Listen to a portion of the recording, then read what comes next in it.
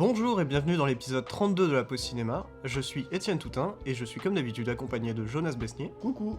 Et de Andy Mortier. Bonjour. Donc comme d'habitude, on va tout de suite passer par les actualités qu'on a pu voir cette semaine.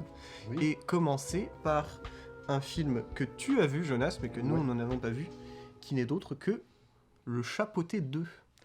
Du coup, le film est réalisé par Ranwell P. Mercado et Joel Crawford. Et du coup, c'est un film anglais qui est du coup la suite directe du Chapeauté premier du nom, sorti il y a déjà 7-8 ans de cela, je crois. Même plus. C'est presque du niveau d'Avatar 2 qui sort des années après Avatar. Ouais, mais parce que je crois Ça a pris du je sais temps. pas s'il était prévu à la base la suite. Je pense pas. Ouais, je sais pas. Je sais qu'ils avaient fait une sorte de mini-série télévisuelle du Chapeauté. Oh non. Si. En vrai, c'était pas si mal. Ah ouais. En vrai, ça allait. Ok, parce que quand je vois ce genre de projet-là, justement, ça me... Oh, ça mérite les poils, comme dirait Non, un chat. en vrai, c'était sympa. Ouais. Et du coup, le film est l'histoire du coup du Chapeauté qui a de base 9 vies, mais est mort 8 fois, donc il lui reste qu'une seule vie. Et du coup, il prévoit une quête pour aller chercher une étoile, qui est une étoile à vœux, pour essayer de retrouver ses 9 vies. Voilà le résumé du film. Mais pourquoi on prend pas plus que 9 Alors c'est exactement Parce le que- débat qu'il y a eu dans Doctor Who, ça mec. Parce que c'est un chat, mon gamin, dans le... Je sais pas, on dit toujours le Mais- chat en 9 vies. Surtout quitte, que les- quitte à attendre l'étoile 3000 ans, autant prendre plus que 9. C'est surtout que les scénaristes ils ont quand même pris le truc des 9 vies du chat hyper au sérieux quoi. C'est vrai. C'est vrai. genre, C'est vrai. Il a 9 réceptacles. genre dans le film c'est normal, tu vois, le chat a 9 vies. Oui. Le film tient la même animation que le Spider-Man New Generation de Bob Ramsey, Peter, bon bref, etc. De 2019. 2020, bon, je sais plus. 2019. 2019. 2018. 2010 ouais, je sais plus, mais d'une très bonne année cinéma en tout cas. Et justement, je trouve que la force aussi du film dans son animation, c'est de ne pas faire ce que Spider-Man New Generation a fait pour son univers.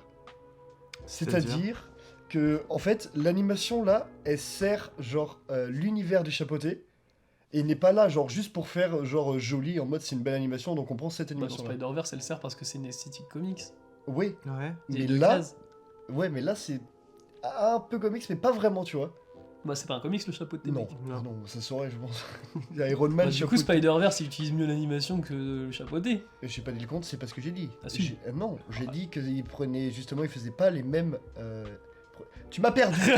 T'as dit qu'il faisait pas les Ne mêmes erreurs prenez- que Spider-Verse. Non. J'ai dit qu'il prenait pas les mêmes sens de son animation par On rapport à change ta phrase. Spider-Verse. Spider-Verse s'en sert de son côté, du côté de l'animation un peu comics pour son univers du film. Là, le Mhm. Chapeauté, justement, utilise son animation pour avoir je vais y arriver, des trouvailles visuelles dans la réalisation. Donc pour juste être beau. Non, dans la réalisation, mec. Justement, des trouvailles visuelles, mec, absolument super, mec, en termes de... De beauté. Mais ta gueule. De poté. De Alors beauté. oui, déjà, De c'est beauté. de beauté, parce que les plans sont juste sublimes, et des mouvements de caméra, je vais y arriver.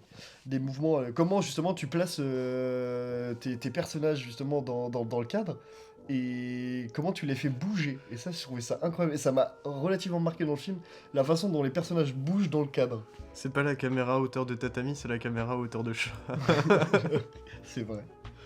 Et non, plutôt le c'est... PC autour du chat, mec, parce qu'il n'y a pas de caméra techniquement. Oui, c'est vrai. Contrairement à un film d'animation. Ouais, on va pouvoir vous parler du placement. Exactement. C'est pas sur ordi. Eh oui. Oui.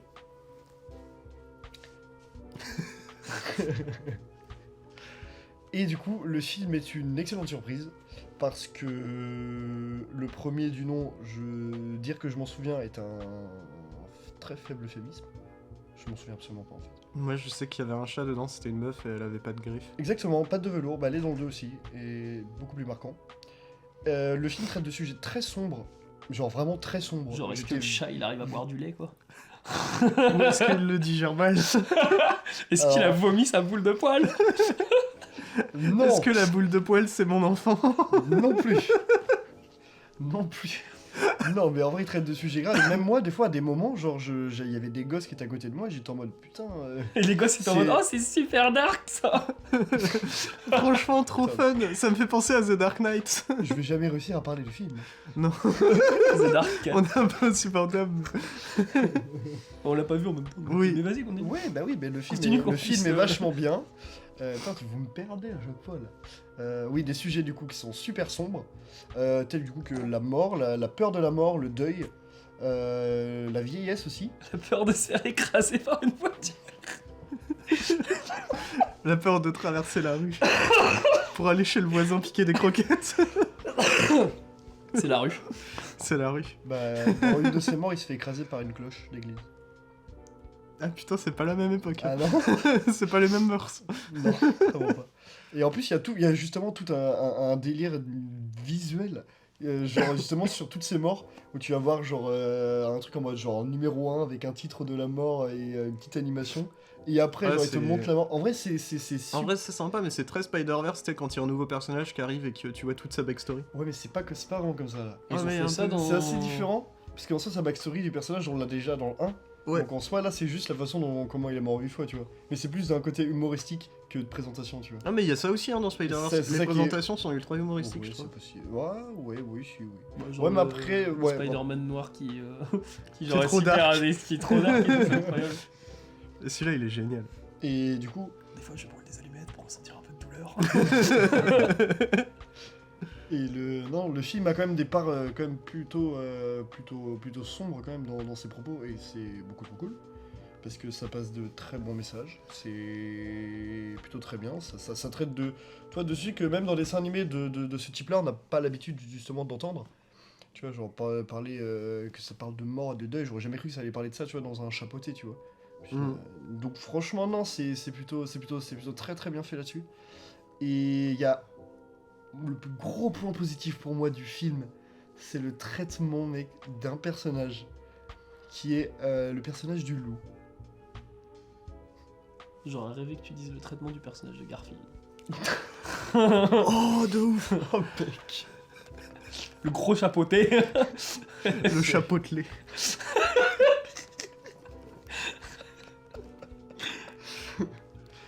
Je vais pas y arriver. Et le loup, mec, est un des personnages d'animation qui m'a fait le plus peur que j'ai vu depuis une dizaine d'années facile. Je te jure, il est ultra flippant. Sa façon de bouger, de parler, de s'ancrer dans les pensées, ses arrivées, ses sorties, mec, c'est à la fois hyper badass, super stylé, un charisme dingue. J'aurais jamais cru qu'un loup en CGI avait autant de charisme. C'est ouais, genre vraiment, hein, je dis c'est premier degré. Hein. Et c'est genre vraiment, mec, genre son traitement visuel quand il est des fois dans l'ombre, qu'il apparaît dans des endroits, dans des coins, dans des trucs, c'est super dark. Mais ouais, j'ai même pas de mots pour dire à tellement ce personnage-là m'a vraiment genre ébouriffé. Genre vraiment, mais je te jure, mot est marrant. j'étais hyper surpris. Parce que globalement, il y a quand même 3-4 méchants dans le film. Mhm. Et ils sont tous hyper bien traités, tu vois. Et franchement, genre, c'est un film que je recommanderais d'aller voir parce que c'est super plaisant. Tu passes un super moment, t'as des sujets très très forts dedans, assez sombres. Et t'as des moments plus légers aussi. Du coup, tu ris, tu pleures, tu as peur, tu angoisses avec les personnages. C'est super bien, c'est super bien écrit. Du coup, je le conseille fortement. Moi, le film va me faire pleurer puisque je suis allergique aux poils de chat. C'est un. Imagine en C'est pour ça salle que tout le monde 4DX, pleure. mec. En salle 4DX, ils font venir des chats dans la salle. T'as un Le chat mec en qui mode, passe sous un siège, mec. Ah, bye bye le chat. Bon, il utilise ses 8 autres vies. Ouais, Mais ça se trouve c'était sa dernière. Oh non. Du coup, j'ai. T'as fini sur le chapeauté Sur le 2, la chapeau- voix du lait. La vraie du- Non, mais c'est- la fontaine de jouvence lactée. Du coup, on en a terminé avec le chapeauté 2. Et on va pouvoir parler du prochain film du coup qu'on a vu avec Andy, qui n'est autre que Falcon Lake. Oui, et on prévient tout de Charles. suite du coup que ça va spoiler. Ouais, ça va Parce spoiler qu'on dur. est obligé donc pour le film. Donc Jonas va sortir. Je vais du coup sortir pendant qu'ils vont parler de Falcon Lake, puisque je ne l'ai pas encore vu et que j'ai très envie de le voir. Du coup, bisous et à tout de suite. Ok, du coup, Funken Lake. De Charlotte Lebon. C'est ça, je cherchais. Premier film du coup. Premier film, donc déjà très impressionnant pour un premier film. Le synopsis, en vrai, bah il est plutôt Je l'ai simple. raconté en vrai dans le podcast, ça va assez vite. Genre, Ouais. c'était C'est une famille française. Qui une famille française qui va faire un séjour au Québec en gros. Ouais, Et, c'est jamais précisé, mais je pense que c'est des amis. Ouais, c'est ça. Et t'as le gamin en gros Bastien Mhm. qui va. D'ailleurs, c'est grâce à Antonin que je connais les noms des persos, j'avais pas retenu les noms. Putain. Et qui va rencontrer en gros Chloé. Fille de 16 ans du coup, alors que lui en a 13, Je crois qu'il en a 14. il en a 14. De mémoire, il en a 14. Ouais. Et en tout cas, ils ont pas une grosse différence d'âge, mais Ouais. elle est plus vieille, c'est quand même assez important. Et du coup, il va juste tomber amoureux et découvrir, on va dire, ses premiers désirs et aussi explorer un peu ses peurs avec elle. Ouais, en gros, c'est ça. Mm. Et là, en fait, repose un peu mon problème avec le film. Enfin, l'un de mes problèmes avec le film, mais pour moi, le plus gros, c'est que montrer des relations amoureuses en soi, il n'y a pas de souci. Mais là, aussi pousser du coup dans le désir et la sexualité de mineurs au cinéma, c'est un peu Mais elle s'en risqué, est rendu compte et je pense que c'est pour ça qu'il y a la scène, on va dire, la plus hard du Ouais. film. La scène de masturbation. Ouais. Elle est quand même dans l'ombre et elle est très timide. En fait, bien cette sûr. scène-là. Bah après, je trouve ça c'est pas mal parce qu'en soi, ça reflète bien les personnages. C'est des gens qui veulent être adultes, mais qui le sont pas du Ouais. tout. Et qui essayent de pousser le truc. Enfin, il y a toute cette scène à un moment où il va boire, je crois que c'est du vin. Oui, c'est Ouais, ça. c'est ça. Ouais. Il va boire une bouteille de vin et puis derrière, ça cut direct à une scène où il est en train de gerber dans Ouais. les toilettes. Ça, c'est super efficace. Mais c'est, on en parlait du coup aussi, moi je le vois beaucoup, je fais beaucoup de comparaisons de lui et Close, sur notamment l'image de la jeunesse un peu, et je trouve que Charlotte Lebon vraiment elle capte beaucoup plus la jeunesse, beaucoup mieux Ouais, ça c'est sûr. que Lucas C'est un Graham peu dans une Close. jeunesse un poil cliché sur certains points. Elle est cliché, mais le truc c'est que moi je me suis retrouvé là-dedans au final. Tu vois, par Ouais. exemple, juste un truc tout con, Mais la vidéo Ouais, la vidéo tu vois un peu dégueulasse là qui montre à un moment. je pense même pas. C'est un moment il prend son téléphone, tu vois, à la soirée, puis il fait oh mate pas ça c'est dégueulasse, tu vois. Enfin, ils sont en train de se montrer un truc. Je me dis mais j'ai vécu ça, tu vois. Ouais. Genre au collège ou des trucs comme ça. Ouais, Bon là c'est ouais. un peu plus, c'est au lycée quoi, mais. Mais en soi, moi, le truc qui me pose problème, c'est que pendant tout le film, j'étais en mode, ouais, le gamin, il a 14 ans, quoi. Ça arrive, hein. C'est des trucs qui, franchement, honnêtement, dans la réalité, ça a dû arriver, ça arrive toujours. Mais le filmer, et puis aussi... le truc, c'est qu'on est toujours du point de vue de Sébastien, c'est ça. C'est ça. Et du coup, des fois, t'as vraiment des plans qui sont focalisés sur la peau, sur les formes de Chloé. Et pendant tout le film, à chaque fois, à ces scènes-là, j'étais en mode, ok, soit, c'est logique, mais d'un autre côté, c'est une gamine de 16 ans. Ça serait peut-être moins passé aussi, justement, si c'était un mec qui avait fait le film. Ouais, c'est possible. Mais là, vu que c'est... Enfin, je le prends pas si... je me dis Charlotte Lebon, justement, a envie de filmer ça, parce que aussi, peut-être, elle a envie de dévoiler un peu le corps de la femme, en tout cas de la jeune femme, tu vois. Ouais. Mais C'est après, c'est possible, pas hein. non plus... tu vois, c'est pas des plans, c'est pas des obscénités et tout. Il y a quand même une sexualisation. Parce que le film tourne autour... c'est sûr. Et notamment d'en parler aussi, du coup, à la revoir. C'était... Il y a des plans, enfin, tu vois, des plans des arbres dans le montage, qui sont vraiment des représentations, enfin, des grosses métaphores phalliques et tout, quoi. Le film tourne vraiment autour... moi, c'était ça comme ça que je le résumais. C'est, t'as le désir, t'as la peur, et t'as la peur du désir ou le désir de la peur, tu vois, notamment quand ils se mordent. des trucs comme ça. Ouais, c'est vrai. Il y a un désir un peu malsain dans le film aussi. Parce qu'il y a une référence à Attack on Titan, ça faut le dire. Ouais, et il y a même justement aussi, en plus le fait qu'elle comprenne la jeunesse, tu vois, c'est le truc en vogue en ce moment, quoi. Et c'est super bien placé du coup. Et moi, la scène qui m'a le plus marqué, c'est le moment où du coup, parce que Bastien a peur de l'eau, truc d'ailleurs qu'on voit pas assez peut-être dans le film. Ouais, je suis d'accord. Et en tout cas qu'on ressent pas assez. Moi perso, ça m'a pas spécialement dérangé, mais je sais que ça en a dérangé certains. Et à un moment, du coup, il va plus loin dans la flotte. Et il a la possibilité de voir la poitrine de Chloé. Ouais. Et là, t'as un lien entre vraiment la peur d'un côté, le désir en même temps, tu vois. Ouais, c'est vrai. T'as vraiment ce mélange-là à ce moment du film. Le truc, c'est que c'est vrai dans l'intention, mais dans le ressenti que j'ai eu devant le film, ça m'a pas vraiment donné ça, quoi. Bah moi, Moi, pendant cette scène-là, pendant tout le truc, j'étais en mode, mais vraiment, je croisais les doigts, parce que quand même, bon, même si l'actrice, je sais pas quel âge elle a, mais dans la narration, c'est une gamine de 16 ans. Ah là, je crois qu'elle a beaucoup plus que 18 ans. Oui, je pense. Mais C'est Sarah, mon j'ai petit. prié le bon Dieu pour que le moment où elle relève carrément son t-shirt, en fait, on le voit pas, quoi. Moi, je voulais... Et vraiment, mais il y a plusieurs scènes comme ça dans le film où j'étais en mode, mais putain, mais j'espère que le film va pas dépasser cette limite-là. Et pour le coup, il frôle vraiment la limite, mais ce qui fait que pendant le film, je me demandais plus... j'étais plus dans un truc de putain de merde, j'espère que le film va pas faire de la pédophilie, parce que il en est pas loin, quoi. Et c'est plus ça qui m'a fait peur que de chose. Bah, le problème, c'est pas de voir un gamin de 14 ans et une gamine de 16 ans faire des trucs, parce qu'en soi, ça existe. Oui, bien sûr. Le problème, c'est que c'est filmé par des adultes. Et Bah, là, c'est ça. à ce côté-là. Mais là, c'est externe à la narration. Et c'est... Enfin, filmé par des adultes, bon, à la limite, moi je veux pas le savoir, quoi. Mais projeté dans une salle de cinéma, quoi, sur un grand écran. Il y a un truc qui me dérange avec ça. Pour moi, il surfe sur... Enfin, il surfe. Il marche sur le fil, mais très bien. Genre vraiment, je trouve pas que Charlotte Lebon dépasse la limite. Et moi, pour moi, le truc qui dépasse la limite dans le film, c'est vraiment Danny Boone au générique. Tu vois. Donc je me dis, c'est le truc qui m'a le plus choqué dans le film, quoi.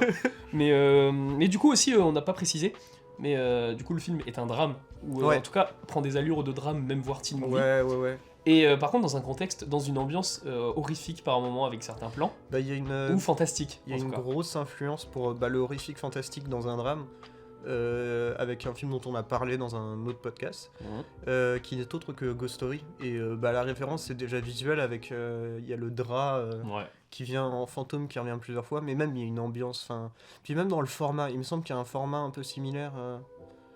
Il y a, en gros, c'est un format serré, mais c'est pas c'est pas aussi serré que Ghost Story. Mais je crois que ça doit être un 33, un truc comme ça. Ouais, je pense.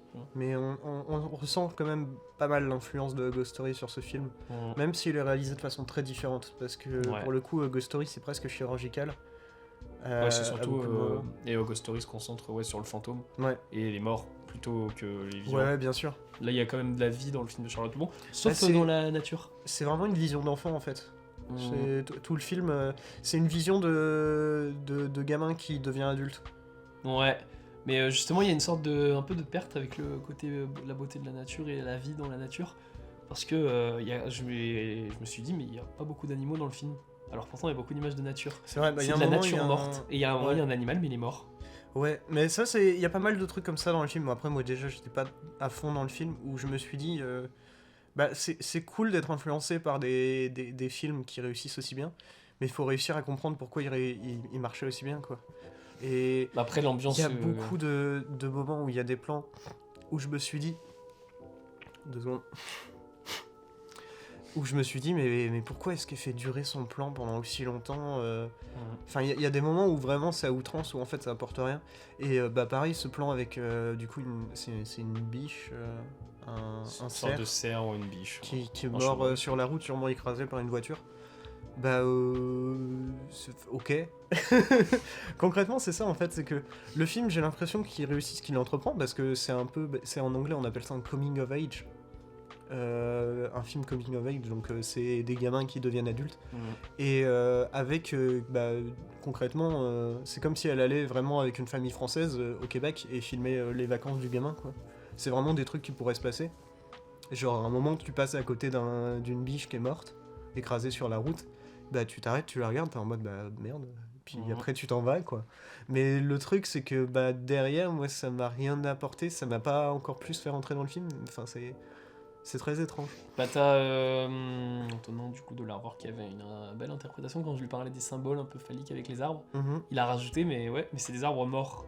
Ouais, t'as un côté aussi mort, peut-être justement que la sexualité des persos, ou en tout cas la romance aussi n'aboutira à rien. Et il y a un autre plan qui fait quoi? Ça, c'est les lignes électriques qu'on voit 2 fois à 2 reprises. C'est des lignes qui se croisent jamais en fait. C'est vrai. T'as les 2 côtés, du coup des panneaux électriques, enfin des trucs. Et tu auras chaque perso de son côté. C'est vrai. Et pour les arbres, j'ai une petite évolution d'interprétation, ça peut être intéressant. C'est que les arbres, ils perdent leurs feuilles. et quand ils parlent d'orphelins, on a l'impression qu'ils sont morts. Donc ça peut aussi être l'idée de, en fait, une naissance d'un début d'un truc, et que concrètement, c'est pas encore arrivé, quoi. Ouais. Que les fleurs n'ont pas encore éclos. Ouais, peut-être. Et du coup, on va parler aussi vite fait de la fin. Ouais. Parce On va spoiler que dur. du coup, il y a une histoire de fantôme en soi, en très grand, vraiment Bah, très en soi, c'est comme une histoire quand on est gamin et qu'on parle de la Dame Blanche, quoi, par exemple. Ouais. Donc oui, ouais, en soi, c'est vraiment une histoire de fantôme. Et là, c'est Chloé qui répond ça, en gros. Mais il Ouais. n'y a pas de trace de cet accident-là, donc quelqu'un serait mort, en gros, dans le lac. Mm. Et d'ailleurs, je sais même pas comment il s'appelle. Le lac, il s'appelle Falcon Lake, du coup, je crois. Je pense. Ouais, sinon on l'aurait pas appelé comme ça. Ouais. Enfin, bon. Donc, on va dire dans le Falcon Lake, il y a eu un accident et Chloé voit un fantôme. Et donc on va spoiler la fin, donc si jamais vous n'avez pas vu le film, allez le découvrir. Mhm. Et à la fin, en gros, il y a les gamins qui traversent, donc les adolescents et Bastien, qui Ouais. vont traverser à la nage le lac. Et on a une coupure où on se dit, Bastien, bon, pas ouf en natation. Ouais, ça se voit plutôt pas mal. Ça d'ailleurs. se voit plutôt pas mal. Et du coup, on se dit qu'il est mort. Mais Charlotte Lebon joue sur une ambiguïté, parce que même dans la voiture, on voit pas. Il y a une sorte de plongée, on voit pas qui y a dans la voiture. Si il y a Bastien, on voit ses 3 membres de ses parents plus son petit frère, du coup. Mhm. Et le film se finit au final sur les parents, du coup, qui regardent. Non, il se finit pas sur ça d'ailleurs en plus. Mais t'as les parents qui vont du coup Ouais. commémorer près du lac la mort du coup de quelqu'un, on ne sait pas qui c'est. Ouais. Et on voit Bastien derrière, du coup, Ouais. écarté de ses parents, puis qui va courir vers Chloé, et ça à la limite, bon. Et qui va pouvoir parler à Chloé, Chloé va le regarder. Donc ça c'est la fin exacte de la BD, Ok. vraiment, quand Chloé le regarde. Mais juste avant par contre, on sait que du coup dans la BD, Bastien n'est pas mort. Mhm. En gros dans la BD, c'est les 3 mecs qui ont traversé le lac qui sont morts, pas Bastien. Ah. Et du coup, Charlotte Lebon joue sur l'ambiguïté, mais pas vraiment dans le sens de la mort, tu vois, parce que si elle s'est adaptée sur la BD, bah du coup, non, Bastien n'est pas mort dans le film. Et ce qui est logique, parce qu'en fait, quand tu réimagines les plans dans la voiture, il pourrait très bien y être, et quand il est derrière ses parents, c'est juste qu'il a du recul un peu, enfin, les parents pleurent pas forcément pour lui, peut-être ils sont... Ouais, ça fait sens. Parce que pendant toute cette scène-là, je me suis dit quand même, les parents perdent un gamin, ils partent comme ça, ils ont l'air plus nonchalants que tristes. Ouais, mais c'est ça le Et, truc, c'est qu'elle joue vraiment sur cette ambiguïté-là. Il y a l'air d'avoir une ambiance lourde, plus qu'une ambiance vraiment. De deuil. Ouais. Ouais. Mais ouais, ça fait sens là-dessus, parce que pour moi c'était une grosse incohérence, ça c'était. Mais. Concrètement, le gamin, il va dead. Surtout que c'est montré pour le coup, moi ça m'a dérangé. Mais du coup ça fait sens avec cette explication là, mais d'un côté ça me dérange toujours. C'est la façon dont il est montré, filmé quand il supposément meurt. Il galère à nager, puis d'un coup il y a un plan sur la lune, et après on passe à autre chose, quoi. Ouais. Et je me suis dit, mais c'est quoi ça? Je sais pas. Il y a un truc qui me dérange dans ce film des fois où vraiment il montre des trucs et je me dis ok c'est beau parce que le film est très très beau. Je sais pas si on l'a beaucoup dit. Il y a beaucoup, si, en termes de lumière, tout. Ouais. Mais il y a beaucoup de symboles aussi. Je pense que c'est très propre à Charlotte Lebon. Mais je pense, mais le truc c'est que j'ai l'impression d'être con quoi dans le film. Tout m'est passé au-dessus de la tête quoi. Et c'est dommage parce que ouais, moi je trouve que l'intelligence d'un film c'est justement qu'il arrive à instaurer plein de symboles, plein de petits trucs comme ça, mais qu'on puisse les comprendre au moins inconsciemment quoi. Après c'est un premier film, C'est vrai. donc ça part avec les défauts d'un premier film, donc C'est des vrai. problèmes de rythme en général, enfin un rythme qu'elle doit trouver, et aussi un langage, on doit s'habituer à son langage aussi sur si elle a potentiellement après une filmographie, Ouais, carrément. En fait. qu'elle aura sûrement en fait, parce que Falcon Lake, Ouais, Falcon Lake va la lancer clairement. Donc, clairement, moi je suis pas fan du film, mais je vais pas dire que c'est un mauvais film. Ce serait hypocrite. Ce serait trop méchant envers le film. moi je suis complètement rentré dedans. Donc ouais, vraiment, ouais, toute cette ambiance fantastique en fond, moi je la ressens énormément. Alors pourtant il y a rien de fantastique dans le film, surtout si t'analyses la fin comme ça. Il y a pas très vraiment par l'histoire de fantôme que Chloé raconte, C'est mais ça vrai, pourrait être c'est du vrai. bullshit, juste pour faire son Mais intéressant. je pense d'ailleurs que c'est du bullshit, hein, honnêtement.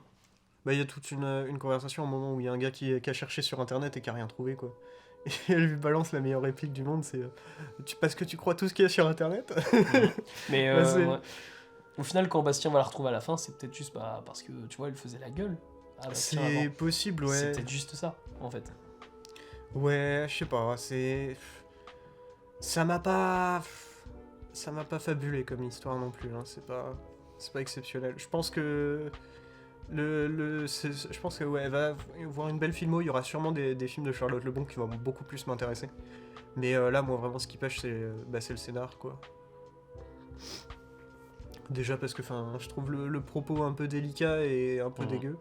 Mais aussi parce que concrètement, ça montre pas grand-chose. C'est pas une histoire qui m'a transcendé, quoi.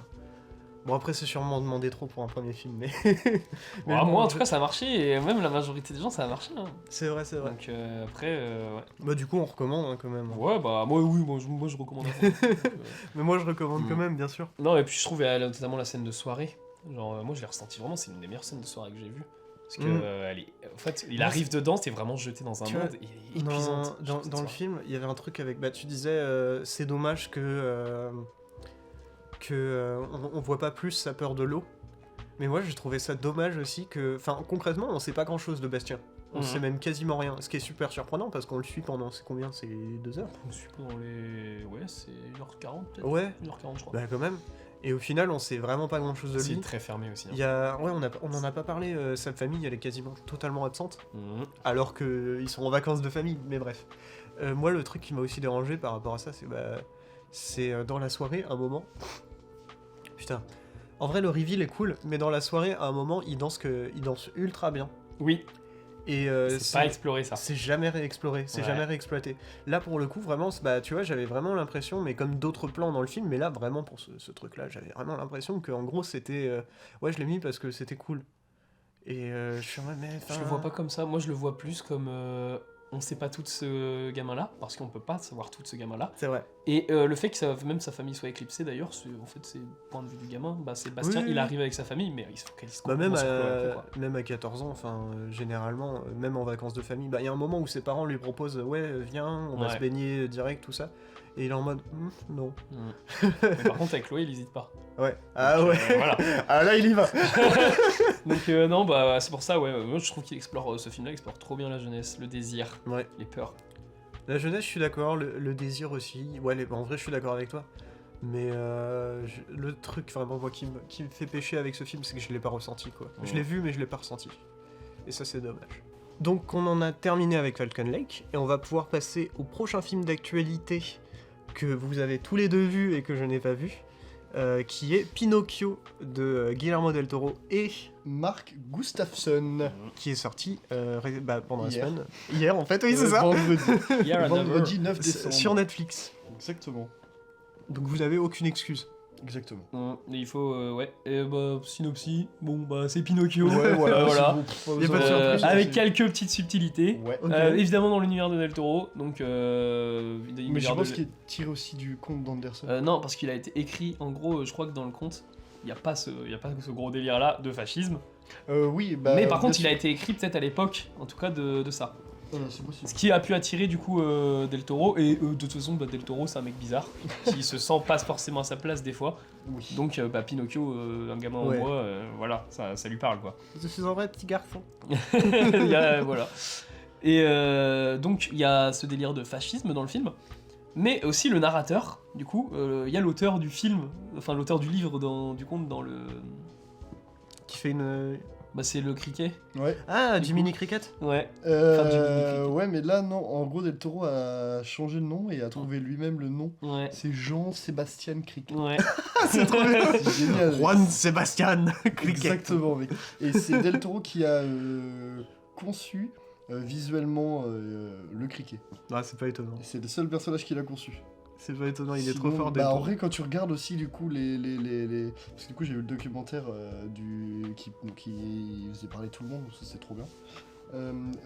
Ceux qui ont supervisé justement les concepts des personnages, ils ont une tête, on va dire, dans l'univers de Del Toro eux-mêmes. Je te jure, mec. T'as le prêtre. T'as le prêtre. Frère, en vrai, ça se voit que il choisit pas, tu vois, au hasard. Non mais le prêtre, tu vois. Mm. On est d'accord que c'est l'image de l'acteur qui Ouais, est récurrent des fois dans les films de Del Toro. On est d'accord. Dans Pacific Rim, il joue le scientifique un peu chelou. Ouais. C'est exactement ça. Qui se connecte avec des Oui. avec des kaiju. Je me suis totalement dit la même chose quand je l'ai vu. Ouais, non, et Putain, mais lui, je l'ai Mais déjà tu vu sais, quelque en part. VF, c'est le même doubleur. Donc potentiellement c'est cet acteur-là en fait qui fait ce Mais je personnage-là. pense que oui. Mm. Je pense que oui. Donc Et ouais, il a- ce serait cool. Comme David Bradley qui fait Geppetto à la voix.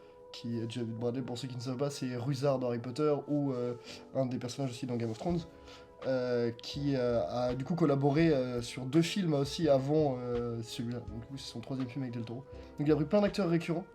Et pour la voix du coup du garçon de Pinocchio justement que Del Toro a choisi, il a raconté plein d'anecdotes genre assez stylées. C'est qu'en gros le gamin pour se mettre dans le rôle genre, et pouvoir faire ses phrases du ton que lui voulait et que Del Toro voulait, en gros il l'appelait des fois il appelait Del Toro où il disait les phrases en finissant par idiot. Je trouve ça génial. Del Toro disait ça au gamin? Non, Non, c'est l'inverse. c'est l'inverse. What? Il disait ça justement des fois avec son personnage et tout pendant qu'il disait les scènes, tu vois, pour avoir le bon air possible, un peu bené, un peu cool. Et du coup, il disait genre oh Dami. Et j'étais en mode waouh, c'est trop stylé. What? En vrai, c'est incroyable. Et Del Toro, quand il racontait cette anecdote, il était mort de rire. Je te dis putain, ouais, c'est incroyable. L'ambiance devait être dingue ici. Ouais, et du coup... En vrai, ça fait plaisir juste parce que autre réal actuellement connu pour avoir fait de la stop motion comme ça, c'est Wes Anderson. Et Wes Anderson, on en avait un peu parlé. Wes Anderson, C'est vrai, ouais. là encore du stop Mais motion. on en avait un peu parlé et Wes Bon, Anderson dans la stop motion, On en parlait dessus. oui, non mais il était mal vu. En gros, Mhm. il n'était pas présent, tout ça. Donc ça fait plaisir que Del Toro, il se soit vraiment, qu'il ait vraiment pris son pied, qu'il ait vraiment pris plaisir à faire ça. Il a pris son pied en bois. C'est à mode de bois là. Et ce qui est incroyable aussi vis-à-vis du coup du film et de la façon de faire les scènes et tout, c'est que en gros, Del Toro a laissé vraiment carte blanche aux animateurs pour faire. Donc lui, il avait le scénario, l'histoire, le script et tout. Et en gros, c'est les animateurs qui ont vraiment Mais- géré le mouvement, tu vois. Et il disait à Del Toro, ça c'est bien, et lui il est en mode oui. Et tu sais comment ils ont conçu du coup chaque mouvement? Ça c'est une dinguerie. En gros, pour faire des prévisionnages de comment ils allaient faire les scènes,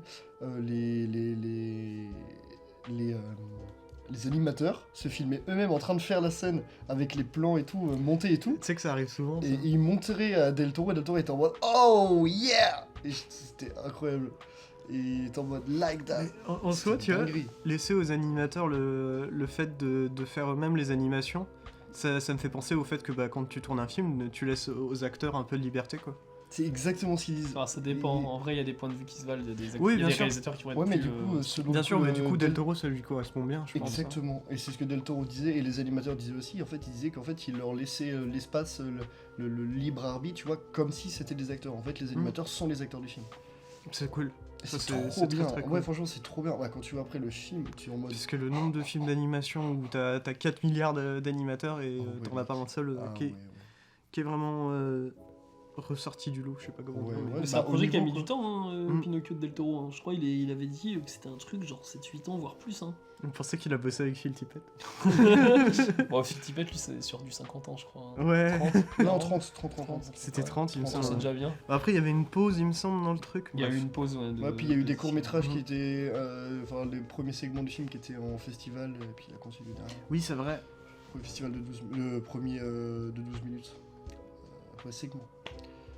Bref, en tout cas, Pinocchio, quand tu regardes le film, mec, tu sens une liberté créative, artistique démentielle. Franchement, moi, c'est le premier truc qui m'est venu quand j'ai regardé le film. Je me suis dit, putain, en vrai, pour une fois, merci Netflix. Je te jure. Bah, Merci, Del ouais, Toro. mais le truc c'est que ça, le système Netflix il marche très bien avec les grands auteurs, les bons Mhm. auteurs. Genre ça marche avec Scorsese, ça marche avec Cuarón, ça a marché avec Del Fincher, Toro. mais ça marche avec Del Toro, mais ça ne marche pas avec David Ayer, tu vois.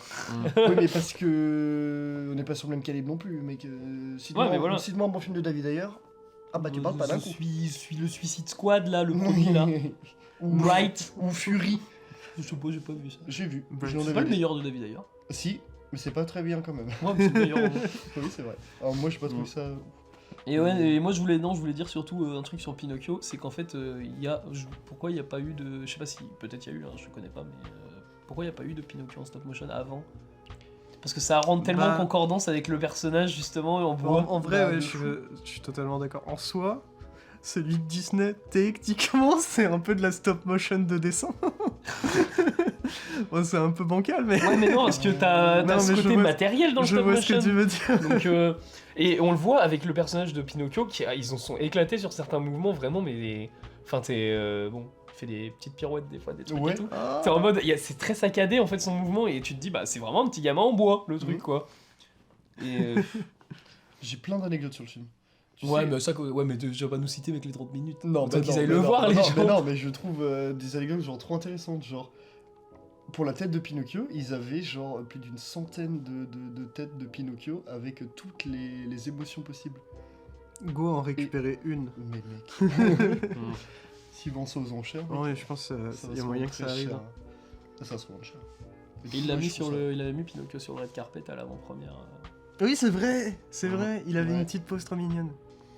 Et truc d'ailleurs incroyable, c'est que l'avant-première mondiale de Pinocchio, Hmm. Guillermo del Toro Ouais. avait perdu sa mère avant. Le jour avant. ouais, C'est le vrai. jour Et juste il est allé avant. à l'avant-première, voilà. C'est vrai. Tout sourire, tout content. Parce que c'est, on en parlait d'ailleurs avec Antonin. Il y a beaucoup de réels qui reviennent à l'enfance avec leurs films, genre The Fablesman. Qu'est-ce qu'il y a eu plutôt Licorice Pizza, Bah, qui parle du contexte. Pinocchio. en Et le soi. Pinocchio, c'est un peu le film d'enfance de Del Toro, hein, clairement. Et d'ailleurs, The Fablesman qui a eu son avant-première au Grand Rex mondial.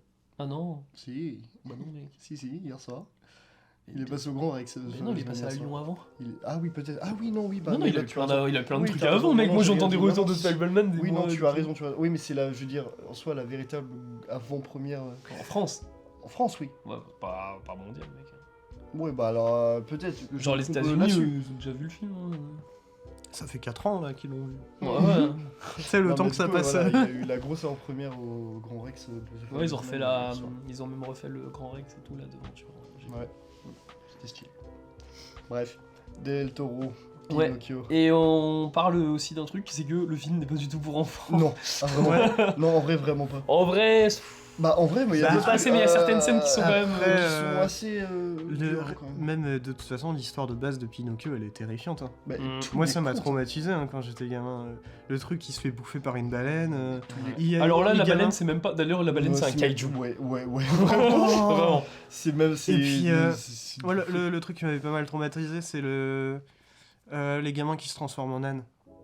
Il y a pas ça. Ouais. Y a Ça, pas c'est- ça d'ailleurs dans y a la pas ça C'est dans le terrifiant. Je trouve que c'est l'un des trucs les plus terrifiants qu'il y a eu dans un Disney. Il y a plus Bah, terrifiant, mais il a Il y plus a plus terrifiant dans le film. Ah dans ouais le film. Ouais, mais Il a mis quoi on parle du truc du fascisme et du camp. Parce que le fascisme, Parce que le fascisme. le fascisme a vraiment une grosse présence dans le film, au point Ouais. que justement Pinocchio, en gros, c'est un petit gamin tellement vierge de tout, qui va aimer le fascisme et le vendre même presque. C'est Enfin, génial. C'est il y, a une grosse ironie sur le fascisme avec ce C'est personnage-là. génial. Et il va même à un moment le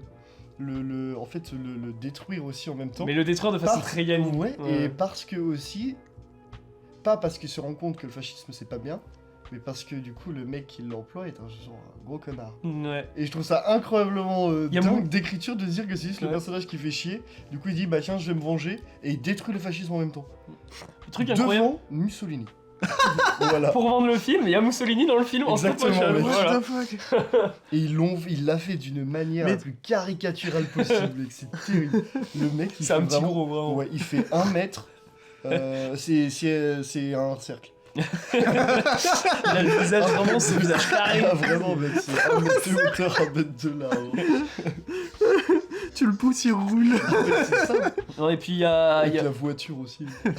il y a tout un rapport dans le film à la mort, mais notamment avec les deux anges ou démons. En fait, on sait pas trop justement ce que c'est ces trucs-là, mais c'est Et- des entités assez. Del Toro. Ouais. Ça Et, m'a fait penser au labyrinthe de Pan. hein. Ah oui, bah, mais Ah, j'ai mais l'impression 1000 que c'est fois. presque son film somme, hein, parce Mais que moi je vois de même une fou. référence à Mais Pacific je Rim vois avec des- le criquet mais- dans le ouais, dans le mais- Pinocchio et le kaiju, enfin la Ouais. baleine. Hein. Mais même. Mais il y a des refs à tous ces films, je pense. Mm. Parce que. Parce que moi, même le camp et tout me fait penser au labyrinthe de Pan. Ouais. Ah, même la maison quand ils y vont et tout. Ouais. Mm. En fait, c'est vraiment un somme de toute sa carrière. Je pense. Et c'est. Alors après, j'ai pas vu Chronos, Mimic et Les Chiens du Diable. Mhm.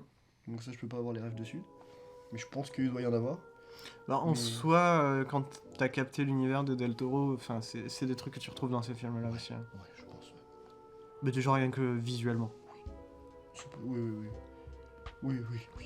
Mais du coup, petit running gag sur la mort, c'est Ouais. que Pinocchio peut mourir autant de fois qu'il veut. Et à chaque fois qu'il va mourir, en gros, il va aller dans une sorte Une de sorte limbe, de- dans une ouais. sorte d'enfer, tu vois. Ok. Où il y a c'est des lapins qui jouent aux cartes. Ouais. Et, Oh putain. et qui, en gros, ils jouent juste aux cartes, vraiment. Est-ce qu'un c'est- jour il y aura un Alice au pays des merveilles de Del Toro? Ah, ça serait incroyable.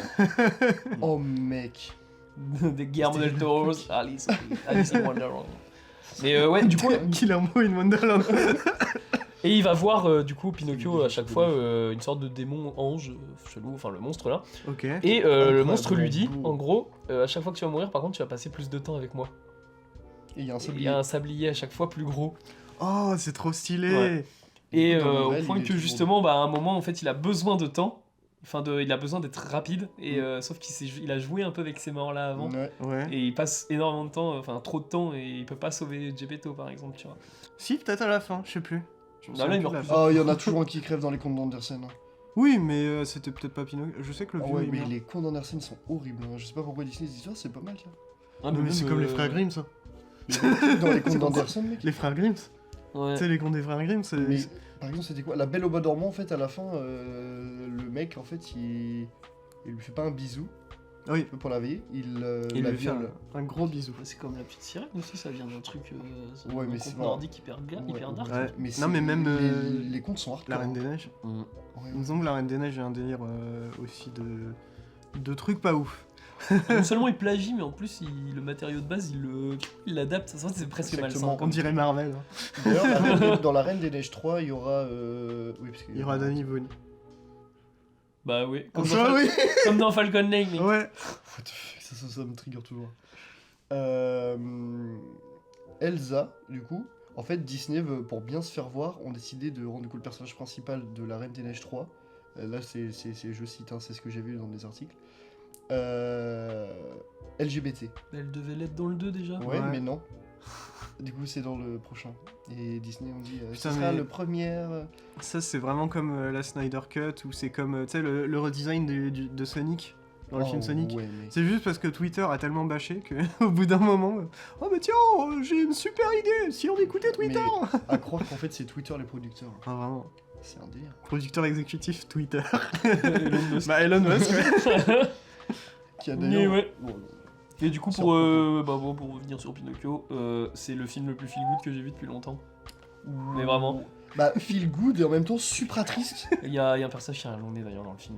Le personnage le plus connard du film a le plus long nez au final. Ah oui, oui, oui. Moi, je pensais que tu parlais de Pinocchio. J'étais en mode, bah oui. Moi, je Ah trouve, non. je trouve que Pinocchio de Del Toro, c'est vraiment pas bien. Le nez. Ah bah là, le mec. Mais c'est un connard. ouais, et du coup, moi ça m'a rappelé du coup les films de. En fait, le Mr. Fox. Ouais. C'est vraiment. Ou En L'île fait, aux il y a- chiens. il y, a un côté. Pas l'île aux chiens, mais vraiment plus Mr. Fox. Mais t'as un côté esthétique. Enfin, pas esthétique, matériel. T'as Mm. envie de le toucher le film, vraiment. Ouais. T'as envie de toucher tous les trucs, les persos, t'as envie de les animer et tout. On en avait parlé quand on avait parlé de Mm. Mr. Fox, le fait que ouais, il y a même des plans qui sont moches hein, à cause de ça. Enfin, grâce à ça en fait. Mais Mm. ils sont moches parce que les figurines, elles ont un peu un côté réaliste avec les dents et tout. Ouais, mais là, c'est rien n'est moche. Aussi, dans le sens où les persos ne sont pas ont pas des designs parfaits, tu vois. Ouais. Ouais, mais c'est Mais c'est volontaire. parfait. Ah oui, voilà. Non, mais totalement c'est- volontaire. Donc, moi, ouais. justement, dans la monstruosité, comment trouver de la beauté dans la monstruosité? Mm. Appelez Del Toro. Ah, mais vraiment, Nos hein, amis les mais monstres. ce film-là répond parfaitement à ta question. hein. Bah Enfin, même ça t'as des même- plans sur le t'as des plans sur le gamin des fois là le gamin du nazi du fasciste qui genre on voit ses dents et tout t'es en mode même à un moment je crois qu'un des persos il dit qu'il est parfait tu vois de gueule et tout et tu vois ses grosses dents genre t'es en mode Ah, ça me fait penser au daron dans Labyrinthe de Pan. Ah Enfin, je l'appelle le daron, mais Ouais, c'est genre mais le je vois, commandant je vois, capitaine je vois. qui, ouais, il a aussi ce côté très en mode, ouais. Mais en plus, du coup, ouais la- mais en gueule, fait, c'est pour ça qu'à un moment Ouais, mais cette relation, du coup, que dans le labyrinthe de Pan qu'il a avec la petite fille, ça me rappelle justement le moment où le père fasciste entraîne du coup Pinocchio dans le camp. ouais Ça fait t'as un peu ce C'est vrai, ouais. délire-là, ce principe-là, un peu de je t'amène faire quelque chose de bien, et en fait, non, c'est pas bien. mais ouais mais en tout cas non c'est drôle c'est dramatique des fois en tout cas quand ça veut l'être c'est beau et vraiment là c'est par contre les fonds verts et tout mais, oh, c'est magnifique les fonds Vraiment. verts. Bah oui, parce que t'as des décors, des cieux, des trucs comme ça, tu vois, qui vont être faits sur fond vert. Ouais. Et c'est tellement beau avec la lumière et tout. Il y a des fonds verts et il y a des fonds écrans aussi. Ouais, bah normal. En vrai, pourquoi pas utiliser cette technologie-là, justement, sachant que t'as pas besoin d'un si gros écran Mais que ça, en fait. vu que c'est justement, juste quand tu vois le figurine. film, tu le remarques pas, mais quand tu regardes le documentaire et qu'ils te remettent le plan, en fait, tu le remarques le truc. En vrai, Et en fait, ça marche trop bien. C'est super il y bien. a quand même une difficulté avec ça, c'est que vu que les figurines sont petites, ça veut dire qu'on sera plus proche des écrans Alors, et qu'on Ouais. peut voir un peu les pixels, quoi. ils ont fait à peu près des tailles de tous les personnages pour chaque scène. Ah putain. Pour une scène du... Là, c'est au tout début du film, c'est quand, justement, il y a un moment, il y a une discussion entre Pinocchio et le criquet. Pinocchio est vraiment géant. C'est un Pinocchio qui est aussi grand qui est quasiment aussi large que nous, tu vois, en termes d'humains, tu vois. Ouais, c'est Et normal, ils sont qui- obligés d'adapter en Ouais, fonction du temps, ouais. exactement, pour avoir les bonnes... Bah, et même en fonction de. En fait, c'est en fonction de sa mise en scène aussi, hein. Exactement. Parce que ce moment-là où ils ont une discussion, c'est le criquet qui est presque, justement, qui a une taille démesurée, tu vois, Ouais. aussi, sur, Exactement. qui est proche de la caméra. Et c'est le moment où tu te dis que Pinocchio est. Enfin, il est quand même savant, ce criquet-là. Mm. Tu vois. Il apprend Il des porte- choses. Il porte un petit chapeau. Ouais, et puis Euh, les plans veulent tellement dire des trucs. Il a pas de chapeau dans le film. Non mais dans, Pinocchio dans Disney, il a un... Oui, il a un dans le, chapeau. dans le Disney, mais je me demandais si dans celui de De toute façon, Del Toro, dans le Pinocchio de Del Toro, c'est vraiment un gamin en bois, mais c'est vraiment c'est l'arbre. Le gamin, c'est un arbre. hein. Même Non, quand mais son je- nez je- d'ailleurs je pousse, voulais c'est même dire pas un un- nez, au final, Non, c'est c'est- une branche d'arbre. ouais. Je voulais dire le criquet. Ouais. Il a un haute forme dans le Disney. Il a un haute forme mais il a un monocle, il me semble. Bon, bah là, il a une moustache. Ouais, mais ça marche aussi. En vrai, le personnage que j'ai trouvé le plus touchant du film, comment il s'appelle? Setzatura. Le singe. Le singe. Oh, le singe est trop bien, vraiment. Et Mais, pourtant, ça part mal avec ce Ouais, de singe-là. fou. Mais Et en ouais. fait, c'était en mode. Ouais. Ah ouais, ok, d'accord. Il y a une grosse Je peux pas en histoire. dire plus, mais il y a. Il y a une grosse histoire de jalousie dans le film. Vis-à-vis de gamin du fasciste et de Pinocchio. Et encore vis-à-vis aussi après du singe avec le connard et Pinocchio. Et c'est assez étrange ça. C'est- mais Peut-être c'est- c'est Del Toro qui serait. Il y a un petit truc, un petit Ouais. passif avec ça, peut-être. Mais en vrai, je trouve ça super bien écrit, je trouve ça super fort. Même avec le truc par rapport au fascisme et tout ce que ça engendre derrière avec du coup la mèche. C'est la mèche. La Je sais mèche. plus je sais plus comment il s'appelle le Salamèche. gamin. Ouais, moi j'ai compris ça la mèche. hein. Non, Vas-y. c'est le gamin la mèche ou la Je sais plus son nom. je sais plus son nom non plus. Et moi, C'est un truc, truc comme ça, mais truc aussi c'est- que j'ai trouvé trop beau dans le film, c'est du coup parce que Geppetto a un passif assez dark dans le film. Ouais, de fou. Ouais. Et à ce moment-là, il a de la peinture rouge. Et à la Oh, fin, à la fin du putain, film, il y a j'avoue. une bataille de peinture jaune. Oh Et mec. t'as un gros truc avec ça, un gros lien. Et j'ai trouvé ça trop beau. Mais c'est vraiment. jaune contre rouge en plus. Ouais, c'est ça. Ah ouais. Ah, j'avais pas pensé à ça, mec, c'est stylé. Ketchup ou maillot? Ketchup au maillot, sauce algérienne. Sauce blanche. Oh frère, C'est comme, mec. Comme l'affiche du film de Noé, Oh. de Vortex. C'est vrai. C'est ketchup maillot. Ketchup, Mais tu vas pas éteindre le four. Mais tu as complètement... Et voilà, moi j'ai fini sur le Pinocchio de Del Toro. C'est trop bien. Je suis d'accord, c'est. C'est peut-être. Voilà, je vais dire un truc, pas un truc qui me. C'est peut-être le film le plus faible de Del Toro. Ah ouais. le plus. Parce que, en fait, le faible. truc c'est que j'ai ressenti cette faiblesse là parce qu'il a été sur Netflix quoi. Hum. Oh, Et on dit souvent qu'un non. réalisateur fait son film le plus faible sur Netflix. Je suis pas d'accord. Je suis pas d'accord sur tous les films, mais. Je suis pas d'accord sur Pinocchio. Bah, le truc, c'est ce qui me fait chier en fait, c'est que C'est, en vrai, Pinocchio- j'aime j'ai pas- envie de le remater plusieurs fois Pinocchio justement pour me le garder en tête, mais je Ouais. me dis ça me fait chier de l'avoir maté. Et sauf que d'un côté, moi, ça me fait chier qu'à chaque fois, on ait aussi tendance à dire que justement parce qu'ils sont sur Netflix, forcément, ils sont oubliables. Bah le truc c'est Ou que- parce qu'ils sont plus faibles. Mais c'est pas le problème du film, ça c'est le problème du. Mais je suis du pas forcément, média je par suis pas, lequel je suis il pas passe. d'accord, mec, parce que là, mec, ça se voit que tu regardes le film, ça se voit qu'ils ont une carte blanche, mec, c'est le film vraiment que Del Toro voulait faire et qui l'a fait. Ouais, mais à aucun moment Del Toro il voulait le sortir sur Netflix. Bah, je pense J'aurais aussi, rêvé mais à de un le voir moment, en salle. mais bien sûr, mais sauf Enfin, que ouais, c'est comme aucune, Irishman. aucune boîte de prod n'a voulu diffuser ça ni le produire. Bah, c'est Donc, débile. Bah ouais, mais c'est pour ça que du coup, au contraire, c'est d'un côté bien que Netflix aussi dise à Del Toro, bah fais ton film. Parce Non, mais que- ça, c'est pas le problème. Le souci, c'est la plateforme Netflix elle-même. Ah oui, mais bien sûr, bien sûr. Après, Ouais, on peut le- pas- en on vrai, peut pas- on peut Pinocchio- pas considérer que le film est le plus faible de la carrière d'un réalisateur parce qu'il est sur Netflix. En vrai, Et- si. Bah moi, je suis pas d'accord. Bah. Parce que en soi, le en termes le d'impact, film en tout est cas. dingue. Mais le film, Le film mec, m'a je hyper trouve impacté, dingue. mec. Je trouve dingue le film, mais je serais sorti de la salle de cinéma de ce film-là. Mais j'aurais des images en Et tête. en fait, ouais, mais là, j'ai juste les images, en gros, de moi en train de le regarder dans le canapé et à la télé, quoi. bah, c'est ça, en fait, ce qui est, j'ai ouais, des c'est petites en images fait, en c'est les tête. conditions qui sont problématiques, plutôt. Ouais. Mais après, non, Voilà, parce qu'en soi, c'est ça pas fait le fait partie. que sur la plateforme, c'est le fait que Netflix n'offre pas de bonnes, meilleures Ouais, conditions non, mais que la attends. salle. Moi, j'ai Loin appris de un là. truc avec le Pinocchio, quand même. J'avais appris un truc. Tu sais que Netflix ont une fenêtre de sortie en salle. Ils peuvent sortir le film en salle et en Aux même temps l'avoir sur leur Aux plateforme. États-Unis. Non, en ici France. aussi. Non, Ils pas ont, en France. ils ont 2 jours. Pas en Ils France. peuvent sortir le film 2 jours. Il y a aucun film qui est sorti de Netflix en France. Parce mec. qu'ils ont pas accepté. Parce qu'ils ont pas le droit. Non, ils ont pas accepté. La Ils chronologie ont, des je te médias, dis, mec, elle refuse ce truc-là. je te dis, ils ont une fenêtre de 2 jours, j'ai vu ça. Et Je sais Netflix. pas où t'as vu ça, mec, mais Bah- la chronologie des médias, justement, l'interdit. Justement, ils peuvent pas faire ça. Bah, moi, j'ai vu Parce que quelqu'un en si parler ça- sur Twitter qui disait. En Genre, France. oui, en France, ils ont 2 jours Netflix. Ils ont le droit à 2 jours d'exploitation en salle. Ils le font pas, ils l'utilisent pas. Donc faudra se renseigner sur ça. 2 jours, ça mais- va rien leur apporter. Et puis d'un côté. Et là, en soi, les plateformes, c'est un peu comme Disney, un truc comme ça, ils vont penser à la thune aussi. Netflix. Mais 2 jours dans une 2 salle- jours, mec, dans 2 une jours salle dans de une ciné, salle mec. de ciné, t'imagines le nombre de gens qui iraient le voir? Mais mec, Si on te dit juste avant qu'il va rester que 2 jours, personne, mec. bah regarde aux États-Unis avec les projets Netflix. Ouais, mais il reste pas 2 jours aux États-Unis. Bah, Il non, reste mais- 2-3 semaines. Non, il reste 2 semaines, il reste bah, 2 14 semaines. jours, je crois, c'est pour les Oscars. Mec, entre 14 et 2 jours. Et c'est mec, qu'à Los Angeles. C'est sûr que Pinocchio, j'aurais préféré le voir en salle. Mais à aucun Bah, moment, je pense à un. Ça reste son Même mode- un Arvor ou un pâté aurait payé pour juste 2 jours d'exploitation d'un film. Bah, le mode de diffusion, ça reste quand même un élément du film qui fait partie de Mais je suis comment d'accord. on va prendre l'œuvre. Je Et suis moi, d'accord moi avec je toi, trouve que mais c'est je justement, fais ça me les fait deux. chier parce que ça. Même je commençais, heureusement que le. Dans ces cas-là, faut qu'ils changent leur manière. Attends, les 2 jours, ça fait sens. Les films, ils sortent le vendredi. Bah oui. Ça fait mercredi, jeudi, et vendredi, il sort sur les plateformes. Oui, j'y avais pas pensé, mais voilà, moi c'est ce que j'ai entendu. Ouais, mais normalement, Donc, quand en France, la chronologie des médias dit que si tu sors un film au cinéma, genre t'as tant de temps avant qu'il atterrisse sur la Ouais. plateforme. Oui, mais Alors, non, si tu fais justement, 2 ils jours ont. d'exploitation, Mais. tu peux pas le sortir le vendredi juste Ouais, mais à après. Skip, ils ont une fenêtre de 2 jours avec la chronologie des médias pour faire Bah, l'exploitation. je sais, c'est potentiellement. Et meilleur. Netflix Moi, ne j'en veut- doute quand même. Bah, moi ça m'étonnerait pas parce que Netflix, justement, ils préfèrent le garder pour eux. Bah, ou dans ces cas-là, s'il y a quelque chose comme ça, faut que Netflix règle avec la France. Alors après, c'est abusé une fenêtre leur de 2 fenêtre, jours. tu vois. Bah oui, Mais, c'est idiot. Je veux dire. Mais enfin, ils l'utilisent pas non plus, quoi. Ils veulent pas. Enfin, le truc, c'est que c'est pas que le problème de la chronologie des médias aussi, c'est le problème de Netflix. Hein. Ouais. Netflix, c'est pas tout beau tout gentil, genre je file carte blanche à des réals et c'est tout. Hein. Alors, Bah, et puis, carte blanche à des réals, sauf que si t'es un réal connu, c'est cool, parce que ton film il va être sur la première page, mais si c'est ton premier film ou deuxième film et que t'es pas très connu, ton film il va être perdu dans le catalogue.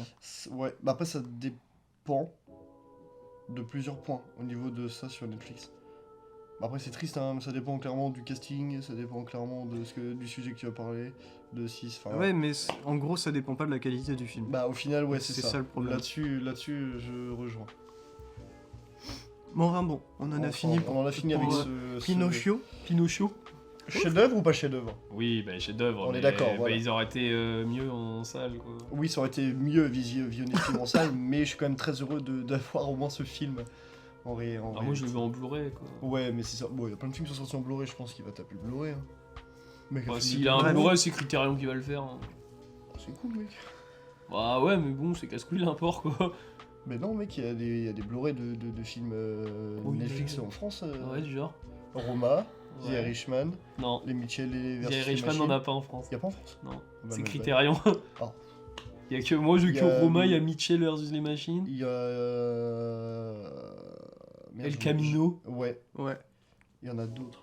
Mais Ouais, ça, bah s'il te plaît, on a même pas manque. c'est pas Un grave. Fincher C'est qu'on vrai n'a qu'il pas. il nous manque. Bah, pas moi. Bon, bref. Pardon, je repaye. Du coup, on en a fini avec Pinocchio, et on va pouvoir parler du dernier film d'actualité, qui est le nouveau Koreeda, Les Bonnes Étoiles. Exactement. On l'a tous les trois. Ouais, Mmh. ouais. Et putain, quel film. Putain, quel film. C'était trop bien, j'adore les Koreeda. J'en ai vu 2, mais je l'adore.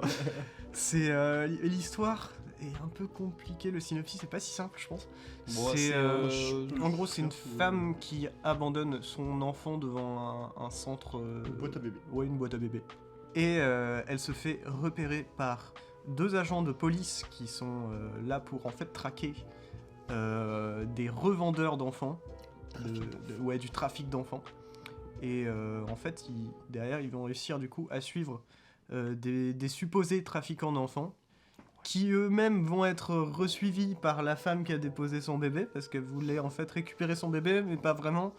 Et au final, ils vont faire un groupe à 3 pour aller vendre le gamin. Mais attention, parce qu'ils sont poursuivis par la police, mais ils le font, mais toujours, et c'est ça qui est fort avec Corrida, c'est que généralement ils montrent des familles un peu bizarres, enfin bizarres c'est peut-être pas le bon mot, des familles un peu... Déconnante, on va dire. Ouais, mais- c'est ça, quoi, un peu restructurées, un peu par défaut en fait, et mais qui souvent sont dans la galère. Enfin, je pense avec une affaire de famille, mais qui du coup vont aller dans l'illégalité, mais pour les meilleures raisons possibles. Exactement. Et c'est ce qui fait que concrètement, ils vont faire des actions que dans n'importe quel autre film on n'accepterait pas. Sauf que là, on est vraiment pour eux, quoi. Et ils sont tous adorables, ils sont tous incroyables, et on les aime d'amour. Exactement. Et c'est ça qui est très fort avec le film, c'est de passer d'un sujet assez grave et difficile, tu vois, d'accès aussi, tu vois, à un sorte de road movie qui amène une légèreté énormément sur la relation de comment construire une famille, la relation familiale, la relation amicale, la relation entre une mère et sa fille, entre un père et sa fille, entre tout. C'est tout un pan justement de relations exceptionnellement écrites qui nous est bien présenté, et je trouve que le prix d'interprétation masculine de, comment il s'appelle, Song Kang-ho, Song Kang-ho. yes, j'ai réussi, est totalement mérité. Et pour ceux qui ne Ouais. savent pas, si, moi je trouve qu'elle est totalement méritée, mais pour ceux qui ne savent pas, du coup, Song Kang-ho, c'est le père qui dans Parasite de Bong Joon-ho. Tu le dis ou je le dis? Vas-y. Ouais, moi je trouve que Song Kang-ho, il a quand même... Enfin, on lui donne une fois le prix, je suis content. Mais c'est un peu comme... Attends, j'ai un exemple aux États-Unis qui... C'est qui a meilleur acteur tout le temps, là, et puis qui a... Ou des prix d'acteur, mais il fait tout le temps la même chose. Will Smith. Il a pas de prix, lui.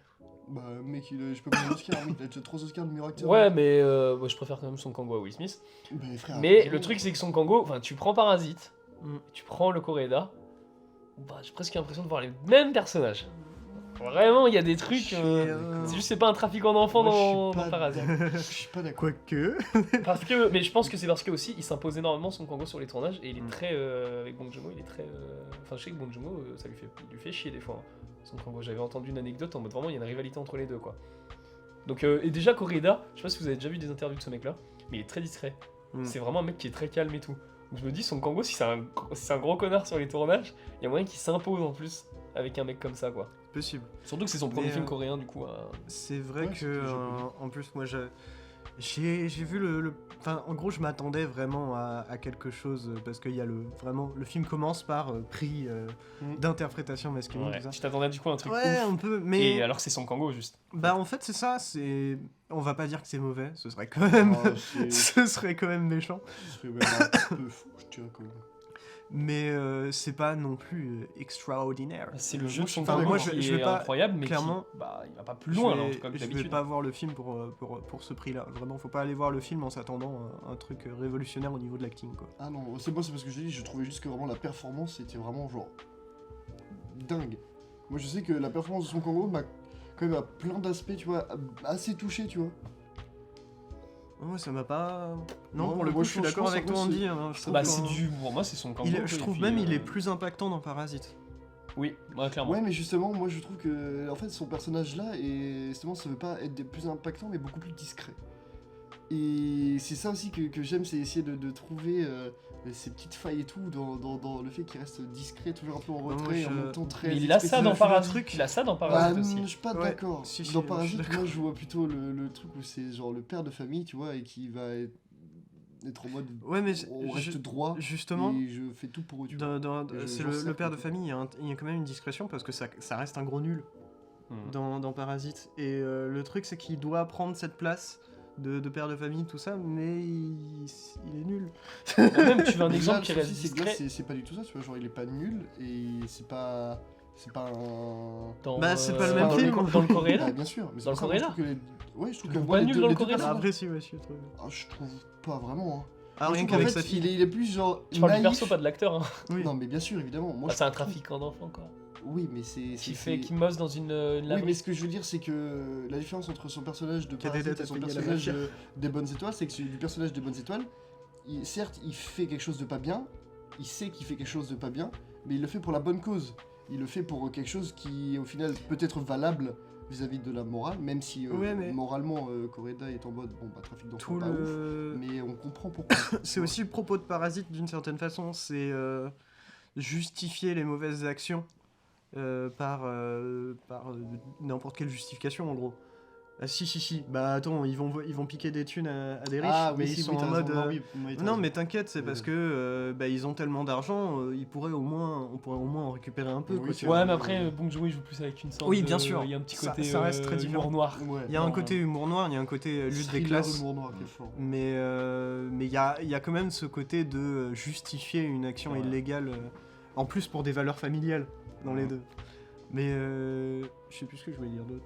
Zut, je me suis pas eu. Bah, moi, pour embrayer sur le trafic Vas-y. d'enfants, c'est vrai que... Non, mais en vrai, je sais pas c'est quoi la situation en Corée, vis-à-vis de l'adoption et tout ça. C'est une bonne question. Il y a moyen que Coreda, il ait décidé de tourner le film là-bas, parce que peut-être qu'il avait quelque chose à dire sur ce pays-là. C'est bien possible. Et c'est vrai que quand tu vois le film de Coreda, tu te dis, le trafic d'enfants, bah, c'est comme un peu le trafic... Ça peut être comme le trafic de drogue, en soi, tu vois. C'est que t'as des gens, avec ça, ils prennent leur médoc, tu vois, des fois. En soi, ça leur fait du bien. Mhm. Bon, c'est un peu moins vrai avec le trafic de drogue, pas, hein, Ouais, c'est un peu. mais non, mais juste le trafic de médoc, même, des trucs comme ça. Ouais. Enfin, t'as, genre, vu que c'est... des fois, t'as la loi qui est pas forcément ouf, où tu vas pas avoir le... Bah là, l'adoption, il y a certains pays où c'est très dur, Mhm. et où le trafic d'enfants, enfin, juste à la limite, où ton enfant, en fait, tu l'abandonnes pour le donner à quelqu'un, ça s'appelle du trafic d'enfants. Mais, enfin, si juste t'as pas envie de ton enfant, et que un couple a besoin de cet enfant-là, ou en veut un, et ne peut pas en avoir, l'acte moral, en tout cas, bah, il est... Bah en soi t'es pas. Mais même il y a un T'es moment. qualifié de trafic en enfant, en fait, si tu fais ça. Il y a le moment où ils vont déposer le gamin chez un couple qui est adorable et où bah, le couple dit un peu, enfin en gros ils pensaient, ils étaient en mode ouais on préférerait que ce soit la dernière fois que la mère voit l'enfant tout ça. Ouais, mais la merde, Et- du coup, ils reprennent l'enfant. Voilà direct, c'est ouais. ça et derrière ils reviennent et quand ils reviennent ils se disent en fait non on a changé d'avis, on en a parlé et non elle peut nous appeler quand elle veut, elle revient le voir. Enfin ils sont adorables hein, vraiment et tu te dis et après t'as la police qui se ramène et qui est en mode police arrêtez-vous. Ah, c'est amer comme truc, en Ah, fait. quoi. toujours. C'est des gens adorables qui font bah, des choses pas giga légales, quoi. Et qui, du coup, bah, se font choper. Mais au final, t'as l'impression que même les flics, quand ils les arrêtent, ça les fait chier, quoi. Bah même une sorte d'hésitation un peu. Ils savent pas trop, tu vois, parce qu'avec, bah, j'ai pas envie trop de en dire. Avec justement ce qui se passe et comment ils arrivent à s'introduire dans le cercle un peu semi-familial qu'il y a du Mm. coup entre tous les personnages. Au final, tu vois, ils comprennent à demi-mot un peu, tu vois, leurs bonnes intentions finales. Mm. Et du coup, ils savent pas trop quoi faire. Mais il y a même tout ce délire de... et ça, je trouve que c'est un truc super important. Quand tu mets un personnage policier dans un film, je trouve que c'est important d'en parler. C'est le délire de pousser les gens à faire un crime. D'être... Tu sais, à un Ouais. moment, ils sont tellement Faut persuadés... les prendre en flagrant délit. Voilà, c'est Ouais, ça. c'est exactement ça. Et du coup, tu vas provoquer le flagrant délit plutôt que observer. Et ça, c'est dramatique. Ouais. Parce que ça, C'est poussé à la fois Bah, pour c'est mieux illé- sévir. c'est illégal. Ouais, aussi. C'est complètement illégal. C'est vrai. C'est trop ce que tu me dis. Moi, si j'ai un truc à rajouter, en tout cas, c'est... Un truc que je vais dire, Déjà, moi, je kiffe le fait que Coreda se concentre pas... Je sais pas, j'ai pas vu beaucoup de ses films, mais en tout cas, L'une d'affaires de famille et machin, c'est un cinéma qui se concentre sur plus des gens de classe, de milieux sociaux pauvres. Alors Ouais. que Bong Joon-ho, lui, va faire les deux. Il va plus s'amuser justement avec les liens des deux, même si dans Parasite, par exemple, il va commencer... On va prendre comme pilier cette famille pauvre-là. Mais lui, Coreda, il va pas aller sur ça du tout. Ouais, c'est vrai. Mm. Bah, il y a un petit délire où il y a des moments où ça parle d'argent. Parce que Ouais. bah, du coup, ils essayent de vendre le gamin. Donc là, ils sont en mode, ouais, là, c'est un couple riche et tout, il va être bien. Et puis nous aussi, parce qu'on Ouais, mais va c'est avoir des plein de gens qui thunes. veulent s'enrichir, Ouais. mais pas par cupidité, c'est juste parce qu'ils sont dans la Non. merde à côté, tu Mais vois. il y a même un moment où ils disent, il y a un truc du genre, un dialogue, c'est en mode, mais on fait pas ça pour l'argent, en gros, c'est pas l'argent le plus important. Je crois que, je sais plus exactement à quel moment c'est ou pourquoi c'est,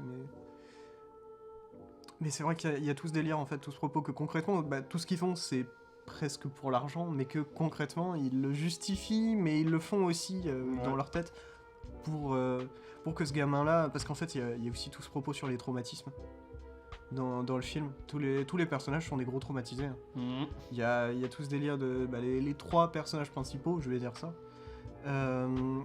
ont eu une vie, une enfance très difficile, où ils n'avaient pas leurs parents, où ils n'étaient pas... Les meilleures conditions. Ouais, carrément. Et il y a des personnages pour lesquels c'est suggéré, il y en a d'autres où on le voit clairement. Le petit gamin, il est orphelin. Oui, et c'est pour ça que leur quête, elle est d'autant plus importante pour eux, et que concrètement, quand ils y pensent, ils se disent pas on fait une mauvaise action, on le fait pour l'argent, ils se disent non, on va offrir une enfance sérieuse et meilleure à ce gamin. Ouais, en fait, c'est comme un discours de je sauve la vie de ton bébé. Mais je me demande s'il le dit pas à un moment. C'est possible. Il est en mode, genre en gros, presque lui sauver la vie en fait. Et c'est très fort comme dialogue, c'est très fort comme phrase. Mais ouais, le film est complètement adorable. Ah ouais. En fait, c'est le sujet est grave, ce qu'ils font sont grave, c'est grave. Mais en fait, c'est tellement léger et c'est tellement genre entre guillemets compréhensible. Le truc pourquoi ils font ça, tu vois, qu'en fait t'as énormément d'empathie pour les personnages et c'est ça, t'as juste envie de les suivre et de voyager avec eux en fait. Le meilleur road movie de l'année, je pense. Oh, je te jure. J'ai la voix qui part en couille. Mais du coup, moi je me souviens plus de ce que je voulais dire, donc en vrai je pense que j'en ai fini pour les bonnes étoiles. Bah moi aussi. Moi je rajouterais un truc, c'est que c'est la première fois que je réalise que le surcadrage peut être autre chose qu'un enfermement. J'en avais parlé avec Antonin. Oui. C'est à un moment il y a un surcadrage d'un perso. Ouais. C'est du mec du coup le pote à son Kango qui est derrière une fenêtre en fait. Et je crois que c'est lui. Bon, en tout cas il est derrière une fenêtre. Et à la fin du film en fait ça se finit sur une photo de famille dans la caisse. Et je sais pas si c'est le dernier plan, mais en tout cas je crois que c'est l'un des derniers plans. C'est le dernier plan. Ouais. Et je me suis dit à ce moment-là, oh mais le surcadrage et tout, c'est une jolie photo de famille. Enfin c'est une photo que t'aurais, tu vois, chez toi, genre de quelqu'un et tout. Et je me suis dit, bon putain c'est trop stylé, je me dis je vais aller voir d'autres films de Koreeda, tu vois, pour voir s'il y a des surcadrages comme ça, quoi. Je serais curieux. Parce qu'en tout cas il utilise c'est la première fois que je vois le surcadrage utilisé comme ça. Et je suis pas sûr de comprendre le truc avec le surcadrage dans... Bah en gros, ça crée un cadre, si tu veux, ça va créer une photo. Oui. Plutôt qu'un enfermement vraiment au sens normal du surcadrage où il se passe un perso qui est contraint. Ouais. Pour moi, c'est vraiment juste une esthétique de photo de famille à ce moment-là. De photo, de cadre, quoi. Mais c'est la photo, elle est dans un petit cadre accroché au rétro, non? Ouais, mais moi, attends, je te dis du plan en gros, le plan, c'est le mec derrière un rebord de fenêtre. Et la fenêtre, si tu veux, va le mettre comme si c'était une photo. Faudrait que je revoie le film. Parce que il y a cette utilisation-là du surcadrage, en tout cas, qui fait l'effet photo de famille. Ok. En vrai, c'est stylé, ouais. Et justement, moi, je me dis, genre, j'aime trop cette idée, et j'espère qu'il l'a utilisé dans d'autres de ses films, parce qu'il parle tout le temps de la famille Koreeda. Donc, je me dis, en fait, il a créé un langage avec... Enfin, créé, je sais pas, si peut-être il y a sûrement d'autres réals qui ont déjà eu cette idée. C'est intéressant. En tout cas, il a fait un langage visuel qui est en accord avec la thématique principale de son œuvre. Ouais, tu modifies le cadre et tu le mets dans un format qui va évoquer la photo de famille, plutôt que évoquer un enfermement. Quand je te dis cadre, c'est pas... Oui, non, mais ouais. Voilà, c'est vraiment en le vrai, cadre dans la narration, c'est pas... C'est sympa.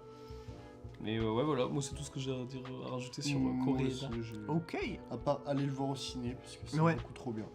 Foncez. Et qu'il y est. Ouais, donc franchement, allez-y, n'hésitez vraiment pas. Donc, on en a terminé avec les films qu'on a pu voir cette semaine, et on va pouvoir enchaîner sur les actualités de Rennes. Des actualités de Rennes, nous avons... Ça, c'est vrai que j'ai enlevé des trucs. Oui. Film que j'aurais aimé voir, Maestro. Ah bah oui, mais j'ai failli aller le voir et... Ouais, normalement vous avez sûrement vu la bande annonce. C'est vrai que ça avait l'air assez sympa. Ouais. Et sinon, Nos Frangins, dont on n'en parlera pas. De Rachid Bouchareb. Moi j'ai entendu son nom, lui. Mais il a joué dans Les Miens. Ah, c'est lui. Il joue dans Les Miens. Ok. C'est le mec plus vieux qui ressemble à Rouge Dizem et à Sami Bouajila. Je vois. Et comme d'habitude, le podcast à la ramasse. Hein. Non, en vrai, on n'est pas si à la ramasse que ça, parce que je crois qu'on l'a déjà dit dans l'épisode d'avant. Ouais. Ah, mais c'est du coup dimanche, donc aujourd'hui 11h, quand le podcast est sorti, il y avait Les Temps modernes de Chaplin à l'Arvor. Ah. Et Millennium Ouais, Mambo à 18h. Donc, pendant la sortie du podcast, Oui. choisissez le podcast ou Millennium Mambo. Bah, du coup, si vous Bah là, écoutez c'est ça, vous avez trop tard. choisi. Et toujours le 13 décembre, bah là on n'aura pas l'occasion de le redire, La Reine Margot de Patrice Chéreau. Le Mhm. film séance monumentale. Mais c'est de combien Voilà. 2h40 ça Ouais, je crois. Donc, Ouais, 41, facile. Mm. Ça a l'air Et dingue, comme film. j'ai eu, parce que du coup j'ai pu voir le Fantôme de l'Opéra à l'Arvor, Stylé. et il y a eu une bande-annonce de la Reine Margot. Ah ouais? J'ai eu une bande-annonce. Le fantôme de l'opéra? Pardon. Phantom of the Oui, Paradise. oui, of the Paradise. ouais. Ouais, je me suis dit, ah Ah, t'étais avant de The Paradise Ouais. ouais. Oh, trop D'ailleurs, bien. tu me diras ce que t'en as pensé. Ouais, je te dis juste après. Ouais, moi je suis. Mais du grand coup, il y avait fan. une bande-annonce de la Reine Parce que Margot. tu l'avais c'est jamais forcément- Non. Ok, ah, ça va être sympa. à voir. On a le même avis ou pas sur le film? Je pense. Je sais pas. T'aimes bien? Bah, toi, fais ça si t'as aimé, fais ça si t'as pas aimé, fais ça si c'est moyen. Ah, ok. Allez, let's go. Toi, t'es en. Mais faut qu'on le mette en thématique. un jour. Ça va être ça. Ah, je le remettrai pas, par contre, pour. Mm. Et bientôt aussi, à partir du 20, vous pouvez voir Harry Potter dans des Gaumont et dans TNB. Les Gaumont, il y en a en gros à Angers C'est par à exemple, Angers, ils le mhm. passent. Oui, parce que le 1 et le 2. Non, il y a le 3 et le 4, je crois aussi. Ah ouais? Ouais, c'est le programme, c'est- mais c'est déjà ça. Tu sais, ils les mettent pas tous en même temps. Bah, comme. Moi, sur mon comme app- au TNB. Bah, TNB, ils ont tout foutu en même temps, mec. Hein. Ah oui, non, d'accord, oui, tu veux dire les préventes. Ouais. Ah, ok, oui, non, oui. Et le 18 décembre, Aliens de James Cameron au cinéma Arvor. C'est stylé. Et non, autre chose aussi que je voulais dire en actu. Au TNB, il y a l'ange rouge et le tatouage de Yasuzo Masumura. Voilà, c'est deux films cultes qui ont été restaurés récemment. Stylé. Et oui, sinon aussi, il y a Ghost Dog de Jim Jarmusch qui repasse au TNB aussi. Voilà, c'est une soirée. Incroyable! C'est soirée malfrat. En gros, Driver et Ghost Dog, la voix du samouraï. Ça, c'est stylé. Ouais, Ouais. mec, Ghost Dog, je l'ai en Blu-ray, mec, c'est trop stylé. Bon, bah écoute. Bon, j'ai pas grand chose dans les actus sinon. Bah, c'est déjà pas mal. Ouais, Avatar 2 sort la semaine prochaine. Exactement. Voilà, on a déjà 2 places. Mm. Du coup, on en a terminé avec les actualités de Rennes et on va pouvoir enchaîner sur la thématique de cette semaine qui n'est autre que acteur. Et là, on se demande, bon bah acteur, on a déjà fait, comment il s'appelait, zut. Les acteurs de Bertrand Blier? Non, mais Il est trop bien ce film. Oui. tu sais, on a fait une thématique sur un acteur. Ah oui, Adam Ah Sandler. voilà. Oui. Mais du coup là, on ne parle pas d'un acteur, on parle du métier d'acteur avec un film, et pas des moindres, de Léo Scarax qui s'appelle Holy Motors. 2012. Alors pourquoi acteur pour ce film-là? Parce que vraiment, ce film pour moi, c'est un peu la vision cinématographique de Léo Scarax du métier d'acteur. Mec, je suis entièrement d'accord. Je suis entièrement d'accord. Et c'est super spé. Et juste, je balance cette anecdote tout de suite parce que je la trouve exceptionnelle. C'est grâce, d'une certaine façon, à ce film que Everything Everywhere All At Once existe. Parce que... C'est pas étonnant. Parce que les Daniels ont montré ce film à toutes les personnes qui ont bossé sur Everything Everywhere All At Once en expliquant que si ce film a pu exister et a pu et prend autant dans les émotions en ayant une narration aussi peu présente en fait, quasiment, n'importe quoi peut exister au cinéma quoi. Mm. Et ça c'est beau. Après, Everything Everywhere All At Once, c'est quand même une narration. Bien Il sûr. a une narration c'est beaucoup plus plus narrative, plus montrée, ouais. Ouais, que Mais- Motors. C'est dans l'idée de faire un film qui transmet des émotions malgré sa forme ultra expérimentale. Et c'est presque, enfin, c'est pas dans le mauvais sens que je dis ça, mais enfin, c'est peut-être le film à sketch de Léo Scarax au final. Un Holy petit Motors. peu, ouais. Parce que c'est vrai que c'est une suite d'immersion de Denis Lavant dans un truc Ouais, très différent. dans des univers très différents. ouais. Mm. Et justement, ce qui est incroyable aussi que je trouve, je reviens sur ce que tu disais, sur justement le métier d'acteur, c'est que justement, en fait, il prend le métier d'acteur, mais en fait, il essaye d'en dévoiler toutes les facettes possibles du métier d'acteur. Ouais, mais en même temps, il le fabulise. Exactement. Je sais pas si ça se dit. Ouais, non, mais je pense que oui, mais je suis d'accord avec toi. Et c'est pour ça que, genre, dans le générique de fin, je trouve ça incroyable que Léo Scarax ait mis, genre, 11 fois Denis Lavant. Ouais, Mm. Et j'adore ce truc-là. ouais. Et je suis vraiment en mode. Mais parce qu'en même temps, il joue c'est génial. vraiment, il joue tellement différemment à chaque fois. Ah, mais Enfin- tout est complètement différent. Et C'est du puis. gangster au mec complètement bizarre. Et au mec qui fait de la mocap. Ouais. Un mec Cette qui scène a- exceptionnelle. qui arrache des doigts avec ses dents. peut-être résumer C'est vrai. vite fait le film quand même. Bon, pour le résumé qu'on puisse en faire en tout cas. Synopsis qu'on puisse faire. On retrace juste en gros la journée de Denis Lavant Mhm. en tant qu'acteur du coup, mais acteur du coup dans un monde assez particulier puisque sa loge, on va dire, c'est sa limousine Ouais. et il intervient du coup dans des scènes dans Paris. Et puis, ce Ce qui est intéressant. 9 rendez-vous. Ce qui est intéressant, c'est que dans ces scènes, il est acteur, mais il n'y a pas d'équipe technique. Mm. Il n'y a pas de réalisateur. Il va pas sur un tournage, en gros. Il Il y va a celle de Léo Scarax quoi. c'est- Ce qui rend le film plus. Ouais, ouais, c'est ouais. c'est le côté méta, on va dire, Ouais, du film. quoi. complètement. Ouais. Et en soi, vraiment, il va à chaque fois à ces lieux, à chaque fois on sait pas où il va, et puis il commence à rentrer dans un nouveau personnage, on sait pas où il va du tout. Et à chaque fois, c'est super surprenant. C'est un film, franchement, on peut pas s'en lasser, c'est impossible. Ah non, ouais, c'est extrêmement particulier. Et puis même dans la façon de mettre en scène, de fabuliser, comme tu disais, le métier d'acteur, justement, la scène d'intro, comme je disais tout à l'heure, pour moi, genre, elle réunit un peu le tout. C'est du coup Léo Scarax qui fait un tour dans sa chambre et avec son doigt outil, on va dire, Oui. ouvre un mur, une porte dans un mur et atterrit dans une sorte de salle de spectacle de cinéma. On a tous les spectateurs qui dorment. Mm. Et il y a lui qui est sur un balcon et qui voit, il y a un enfant qui passe, des chiens, et qui regarde l'écran. Et en fait, tout ce qui se passe après, c'est comme ça, en fait, il regardait son propre cinéma, sa vision qu'est le métier d'acteur. Ouais. Et je trouve ça genre absolument magnifique Ouais, parce et flippant à la fois. En soi, ce qu'on voit sur un écran de cinéma, avant tout, c'est les acteurs. Exactement. Et c'est vrai que ouais, projeter cette vision. En fait, et il y a un truc assez intéressant que je viens de penser, c'est que concrètement, dans la salle, quand il rentre au tout début, là, il est à la place du projecteur. C'est en fait, il projette et tout le monde est endormi, donc il projette son rêve sur l'écran d'une certaine façon. Il projette sa vision. Ouais, Et, ce avec qui ses est- yeux. et justement, en vrai, je pense que c'est hyper ironique le fait que justement lui soit le seul éveillé et qu'il se mette à projeter sa vision du cinéma, parce que vu que tous les spectateurs dorment, Mm. j'imagine que peut-être pour lui, en fait, il se dit, bah ma vision du cinéma, ma vision de l'acteur, en fait, ça peut faire chier les gens. Et les gens s'endorment devant mes films. Je pense qu'il est conscient que aussi ces films C'est sont possible. particuliers. Exactement. Ouais. Ah, les amours du Il y a pont. peut-être un délire de. Tu sais, on dit ça, surtout en anglais, c'est to be woke. Donc en fait, c'est être réveillé à une idée. C'est de l'avoir compris, d'avoir saisi une idée, quoi. Et concrètement, bah, tous les spectateurs, par rapport à ce film-là, ils imaginent que les spectateurs sont endormis par rapport à sa vision, quoi. Et moi, ce que je trouve intéressant, c'est que cette scène-là, elle me fait vraiment penser au début d'Annette, d'une certaine façon. C'est ce côté méta, mais je l'ai pas retrouvé dans d'autres films de Léo Scarax, j'en ai vu quelques-uns d'autres. J'ai vu, je crois que c'est Mauvais Sang, un truc dans le genre. Ouais. Il me semble que c'est ça. Mm. Il n'y a pas trop ce côté méta, il y a des plans exceptionnels. Léo Scarax joue toujours énormément avec la musicalité du film. Et je sais que dans Mauvais Sang, il y a cette scène qui... Enfin, moi, ça... C'est lui qui a fait Les Amants du Pont-Neuf. Ouais. C'est pas trop méta non plus comme film. ça. Ouais. C'est Mais un film beaucoup plus linéaire. le côté méta, je trouve, c'est plus récent. Bon, après, ça a peut-être toujours été. Hein. Ouais, bah c'est surtout, je Mais, pense, aux Motors Annette. Bah c'est ça, et je sais que dans Mauvais Sang, t'as cette scène exceptionnelle avec le personnage principal qui se met à courir dans la rue et une musique qui arrive. Et c'est juste ça, concrètement, mais c'est incroyable, ça met des frissons.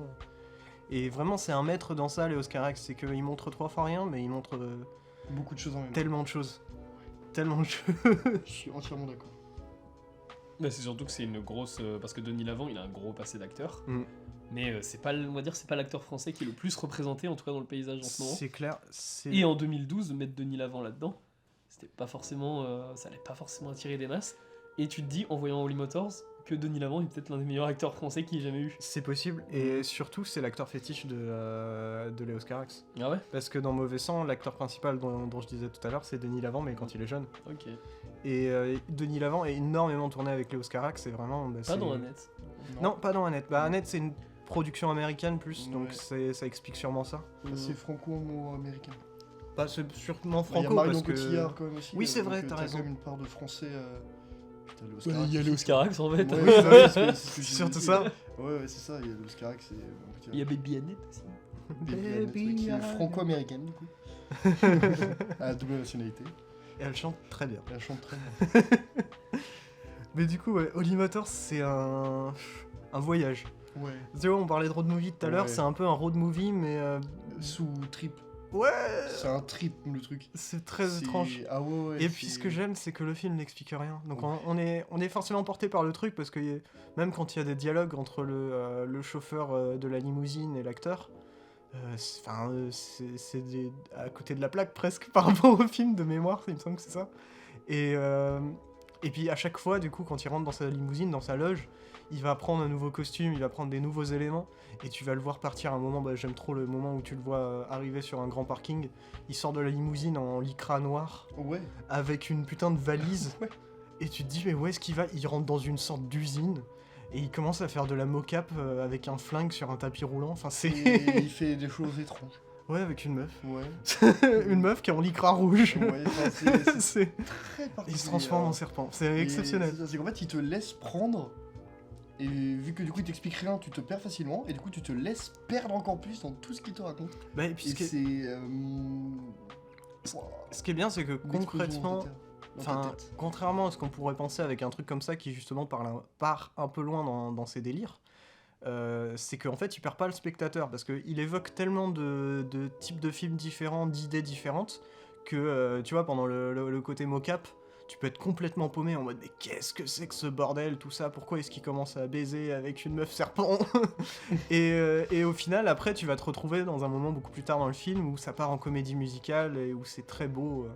Et ce segment, bah, y a le segment avec l'accordéon. Et toutes les personnes qui se rajoutent au fur et à Oh mesure. ouais. Rappelle du coup le début de Annette avec les Sparks. Et C'est vrai. tout le monde qui se rajoute pour chanter. Mais c'est un temps de pause, ce moment-là, dans le film, dans l'Immotors. Oh, alors que mais dans stop. Annette, c'est justement pour introduire son truc. Oui. Et mais t'as aussi le Ce fait qui que fait quand même pour, des refs. pour revenir sur la mocap, en fait, c'est juste je pense pas que le film, enfin, je pense pas que l'Oscar veut raconter forcément grand chose, Non, mais je suis d'accord. il veut montrer, en tout cas, le taf de l'acteur. Et l'acteur déjà, un enchaînement, il enchaîne les productions, mais en plus surtout, il comprend pas on comprend pas trop ce qui se passe dans le délire de mocap, mais c'est la vision qu'a l'acteur quand il fait un film Marvel, par C'est exemple. vrai, c'est vrai. Il est dans une salle verte. Et genre, il sait pas ce que ça va donner à l'écran, clairement. Ouais. Enfin, on pourrait faire n'importe quoi avec ça. Mais C'est vrai. c'est tout le problème. Et puis, c'est un peu ce que... Bon, je pars un peu loin, mais c'est un peu ce que recherchait Kubrick avec ses acteurs.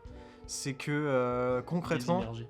Ouais, c'est ça. Il les immergeait et il voulait que... il disait, le truc qui le faisait le plus chier, et c'est pour ça qu'il faisait énormément de prises, c'est quand il regardait beaucoup le regard de ses acteurs. Et quand, au niveau du regard, tu sentais qu'il pensait à sa prochaine ligne de dialogue, qu'il pensait à sa prochaine action, tout ça. Ce qu'il voulait, c'était vraiment libérer l'acteur et qu'il incarne vraiment le personnage. Et c'est clair que quand t'es sur un fond vert, t'as vraiment ce truc en mode... l'acteur, à la fin de la prise, il va pas être en mode « ouais, je l'ai réussi », tout ça. Et il a dit à Kubrick un truc très très beau avec l'acteur principal de Full Metal Jacket. Vincent Donofrio. C'est ça. C'est que ce qu'il lui a dit, donc à la fin du tournage, c'est du coup il est allé voir Kubrick, il lui a dit c'était chouette tout ça, tu vas me manquer tout ça, et Kubrick il lui a dit oui, mais en fait c'est moi je vais te manquer à toi. Et il était en mode bah oui évidemment tout ça, mais il a dit non, prochain tournage où tu seras et que le réalisateur dira couper, c'est bon, on passe à la suite, tu sauras au fond de toi que c'est pas bon. Et que moi j'aurais pas dit que c'était bon. Ça, en vrai, Et- franchement, c'est propre. Et il a dit dans cette interview-là, qui est exceptionnelle, que le tournage qu'il a fait après, la première fois que le réalisateur a dit couper, c'est bon, on passe à la suite, il était en mode... il était en mode... Non, non, elle était pas bonne. Et c'est un truc comme ça, c'est une osmose que Kubrick essayait d'atteindre. C'est assez intéressant, ça. Et qui marche plutôt Là, très, très bien. le truc, c'est qu'il atteignait la perfection. Ouais. Mais justement, Bah, au prix d'un travail Mais c'est Après, ça, je vais mais pas- Il en a traumatisé plus d'un. Tu regardes chez les Duval dans Ouais. Shining, mon pote. Je vais pas rentrer trop dans les détails, parce que là, on fait pas un truc Mhm. sur Kubrick, mais Kubrick détestait le mot perfection. Dans les interviews, quand on lui disait qu'il était perfectionniste, il disait que non, pas du tout. pourtant le cas. Et c'est ça qui est intéressant, c'est que si lui, il considérait pas ça, c'est qu'il y a quand même quelque chose, quoi. Non, je pense que surtout, il était pas content de son travail, Kubrick. Alors Ah, que c'est justement, possible. c'est parce qu'il recherchait une perfection peut-être encore plus que ça. Et C'est qu'il se disait possible. ne pas l'atteindre, au final. Faudrait que je me replonge dans le truc pour savoir exactement ce qu'il disait, mais il y a Kubrick qui est plus intéressant qu'on le pense sur les acteurs. Mais du coup, l'Immotors. Dingue. Et c'est aussi une grosse, en tout cas pour l'Oscar, c'est une grosse expérimentation au niveau de la réal. Parce que en plus de changer du coup d'immerger l'acteur dans des scènes très différentes, c'est aussi la mise en scène qui va changer. Pour quand il joue par exemple Denis Lavant à un moment, il joue un fou dans un cimetière complètement dégueulasse qui va bouffer un bouquet de fleurs. Ouais, une sorte de léprocone. Ouais, mais qui va arracher des doigts à une meuf, avec Oui. ses dents, Mhm. qui va mettre du sang sur l'aisselle de Eva Mendes, qui est quand même à cette époque-là aussi représentative d'une certaine beauté, tu vois. Et de lui mettre du sang, de la porter, de la mettre dans un endroit très sale, Mhm. c'est une ironie. Mais c'est Ouais. presque le Monstrueuse. beau signe de Notre-Dame, le mec. Ah, mais totalement, Ouais, mais c'est mais en fait, pire même. ce qu'elle disait avant que il mange ses doigts, c'est elle disait comme la Belle et la Bête, et c'est vrai en soi. Mm. Après quand dans la grotte, c'est très étrange ce que fait Denis Lavant, Mais c'est ça qui est incroyable, c'est que c'est Denis Lavant tout le film, mais Et après, putain, c'est on Denis s'en rend Lapré, pas quoi. compte. Hein. non. Mais Ah, on s'en rend pas compte vraiment. Enfin, quand il incarne ce léprochaune là, ouais, il est monstrueux, c'est une bête. Hein. Mais C'est une c'est en bête fait, sauvage. pour moi c'est un segment d'horreur. Oh, carrément. Mhm. En fait, que le Oscar fait un film d'horreur, je suis traumatisé à vie. Et puis il y a une séquence dedans que Eric Touvenel nous. Donc, prof. Enfin, c'était prof de ancien Rennes 2. prof de Rennes 2, Ouais. qui est très Ah, attaché oui. au cinéma expérimental, pardon. Et qui décrivait, il me semble que ça termine la séquence du Leprechaun, Ouais. et du coup du cimetière. C'est un plan qui se déplace dans ce cimetière très lentement et qui fait comment on appellerait ça, du glitch numérique un petit peu. Mhm. Il y a cette idée de l'image qui va s'étirer sur les côtés, qui va prendre une nouvelle forme à partir du glitch numérique, tout ça, et qui nous avait raconté que concrètement, dans le film, cette scène, elle dure quoi 2-3 minutes, même pas, et que de base, il y avait 15 minutes et que ça a été fait par un artiste de cinéma expérimental, en fait, toute cette scène. Donc tu te dis quand même, ouais, en fait, Léos Carax, vraiment, il s'est rapproché d'un cinéaste expérimental pour ça. Vraiment, ce qu'il fait, c'est... si c'est pas une expérimentation dans la forme, même si, bon, il y a des moments, c'est vraiment expérimental dans la forme, c'est au moins une expérimentation dans ce qu'est le cinéma, ce que peut provoquer le cinéma. Ce que peut proposer aussi le film. Ouais. Et ce qui est fort, c'est qu'il y arrive, parce que tu te dis, bon bah putain, le film est quand même barré. À un moment, t'as Denis Lavant qui devient un léprechaune, il bouffe les doigts d'une meuf. T'as un autre moment, il fait de la mocap. Après, il se met nu à côté d'Eva Mendes. Oui, avec oui, une putain. énorme gaule. Oui, c'est vrai. C'est vrai, C'est à putain. la fois super drôle, super terrifiant. Et c'est à la fois très beau, très mélancolique, et, Et en puis- même temps et- très sale. Et puis C'est un une délire, demi-heure le truc, plus c'est un tard, il y a délire. pas toute une séquence où il devient père de famille, Si, et il va il est chercher... père d'une il va- gamine. Ouais, Chercher sa fille, et il est ultra dur. Et Il y a un terrifiant. dialogue dans la voiture, en gros, Ouais. c'est dans une voiture Ouais. toute pourrie, il quitte sa limousine pour une Ouais. voiture toute pourrie. Ouais. Et je pense, alors là, je pense que c'est peut-être de la surinterprétation, mais qu'il y a un film qui a un peu copié ce segment-là, c'est Jusqu'à C'est la possible. garde de Xavier Legrand, Denis Ménochet. Ouais, Du j'ai vu, père c'est possible. Hein. assez dur et tout, au costaud, tu vois. Et je trouve, là, j'ai retrouvé un peu les mêmes prémices de sensations que j'avais quand j'avais maté ce film et cette séquence-là, tu vois. Mais c'est ça qui est exceptionnel, parce qu'en fait, tous les personnages qu'il propose, Enfin, tu te dis, bon, il a un acteur, il propose plein de personnages différents, tout ça, tu te dis, bon, bah, les personnages, ça va être des clichés, tout ça, mais même pas. Il part quand même dans des personnages qui sont quand même assez bien foutus. Et assez terrifiant, c'est quand vraiment même. impressionnant, et puis il part d'une émotion à une autre, et sans problème, et il ne perd pas le spectateur, et ça, c'est Et exceptionnel. même les designs sont dingues. Moi, j'adore quand tu sais, il met la cagoule rouge avec le barbelé là. Quel Tu sais, boulot il avec le barbelé, je il m'en souviens, bute un putain. mec dans un resto, enfin il bute un autre Denis Lavant dans un Oui, resto. oui. Après il se fait aussi câlin. Mais bref, Oui. ce design là, j'étais en... Ouais, j'en dirais... Ça me faisait penser à un méchant dans Silent Hill. Je sais pas pourquoi, Ah, ça me ouais, faisait... il y a J'étais en mode, un il petit serait truc. bien à côté du gars à la tête de triangle. Ouais, Pyramided. Exactement. Et ouais, il y a un truc aussi. C'est tu- vrai tu- qu'il y a tu vois un ce que je truc veux comme dire, ça, hein. Tu vois, genre, en fait, c'est un ouais. truc Voilà, qui The se... Evil Within. Ouais. C'est un truc qui va genre dans tous les univers, mais qui colle vraiment à 100% propre à l'univers de l'Oscar X de ce film-là. De Et ce segment-là. Et Et c'est il y a- incroyable. il y a un truc, et c'est assez marrant parce que d'ailleurs, du coup, la fin du film m'a fait penser. Enfin, j'ai pensé à cette fin de film pendant que je regardais un film d'Apichatpong Zeta Cool, donc c'est assez marrant. Mais du coup, la fin se termine par la limousine qui est déposée dans un garage avec toutes les autres limousines d'acteurs, et les limousines commencent à parler. Les limousines deviennent acteurs en fait. Et en fait, j'ai pensé à cette scène-là, d'ailleurs qui est incroyable, dans c'est Memoria, d'Happy Chapongo à Zeta Cool. Mhm. Parce qu'il y a un moment où, je sais plus si c'est un tremblement de terre ou un délire comme ça, mais t'as plein de voitures qui sont dans un parking. Oui, Et elle commence à les alarmes s'allumer. qui sonnent, Ouais, les alarmes qui commencent à sonner. Et je trouve qu'il y a... Je me demande, honnêtement, bon après sûrement pas, hein, mais peut-être que Happy Chapongo à Zeta Cool aime beaucoup ce film.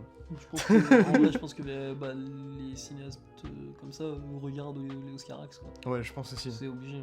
Mais je pense que tout le monde regarde les Oscarax en fait. Hein. Pas le grand public. Dans le cinéma, bah, pas le grand public, mais les gens qui sont dans le cinéma regardent les Ouais, Oscarax. clairement. Et c'est ça qui est impressionnant, c'est que ce gars-là, entre Holly Motors et Annette, il y a combien? Il y a 7 ans, un truc dans le genre. Oh, plus, il y en a 8, je crois. C'est incroyable. Ouais, Et- c'est 2020 net. Ouais, c'est Annette, c'est ça. 2019. T'es sûr? Non, c'est J'ai pas un- 2019. Je vérifie. Bah, c'est il y a Pour moi, 8 c'était ans, il y a 8 Ah, ans, je crois, entre si, Holly c'est Motors. potentiellement 2020. Si, festival de. Si, Ouais, je pense que c'est 2012 Holly Motors, du coup. Ouais, oui, c'est ça, oui. Et bah là, tu vois, Annette, on l'a vu du coup il y a bientôt 2 ans, même peut-être un peu plus de 2 ans. On l'avait vu. Et Enfin, t'étais avec moi quand on Non, l'avait vu au la festival première fois de Cannes. Enfin, sur le truc du Cannes de Cannes au Gaumont. non. Bah, ah non, j'étais avec Tristan et l'autre Étienne. Ok. C'est ça. Et le truc, c'est que bah, du coup, le film, là, ça fait bientôt 2 ans, il est resté dans ma tête. Holly Motors, c'est pareil, je pourrais jamais l'oublier. C'est vraiment un cinéaste que quand tu t'intéresses un peu au cinéma, mais même, je pense, vraiment un tout petit peu au cinéma, tu te dis, mais c'est un truc vraiment. Le gars, il propose des films que personne d'autre ne fait. Vraiment, c'est assez exceptionnel. Annette est sorti le 7 juillet 2021. Mm. Je pensais qu'il était plus vieux que C'est ça. 2013, du coup, alors, Holly Motors. Non, c'est Ouais, 2012. sûrement. Il y a 8-9 ans entre les deux. Pour moi, du moteur, c'est 2012. 2012. C'est Ouais, ça. bah, il y a Ouais, 9 9 ans. Qui a tué 2012. Et du coup, voilà, quand Annette est sortie, on a dit un peu ironiquement que bon, bah, dans 9 ans, on aura le prochain Léo Scarax, quoi.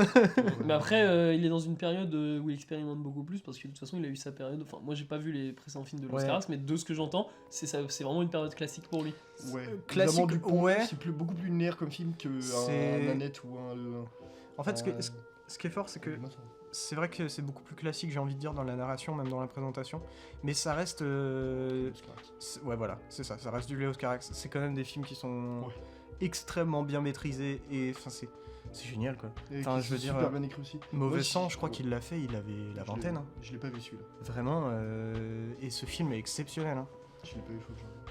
Vraiment, c'est. Je vois quasiment. Regardez Il a du fait Léo combien de Scarax. films en tout, le Scarax 4 ou 5 Non, Non, plus, 7. Plus que ça, Je 7 crois que c'est 7. Ah ouais, Il me ouais, semble. Mauvais hein. Sang, c'est un de ses premiers, il en a fait d'autres entre eux. Ouais, Mauvais sang, ça doit être son deuxième. Parce que Les Amants du Pont Neuf, c'est le film qu'il a fait juste avant Holly Motors, c'est un truc. Il me semble que c'est son Oui. deuxième Mauvais sang. Et puis aussi, il faut qu'on parle dans Holly Motors de Edith Scobb. La Mhm. regrettée Edith Scobb. Mhm. C'est celle qui joue Le chauffeur. la chauffeuse, qui avait 73 ans, je crois. Mm. Elle les fait vraiment pas. Ah non, pas Non, du tout. vraiment pas. Mais c'est ça qui m'a un peu. Même pas, elle avait 74. Bon, bref, dans ces eaux-là.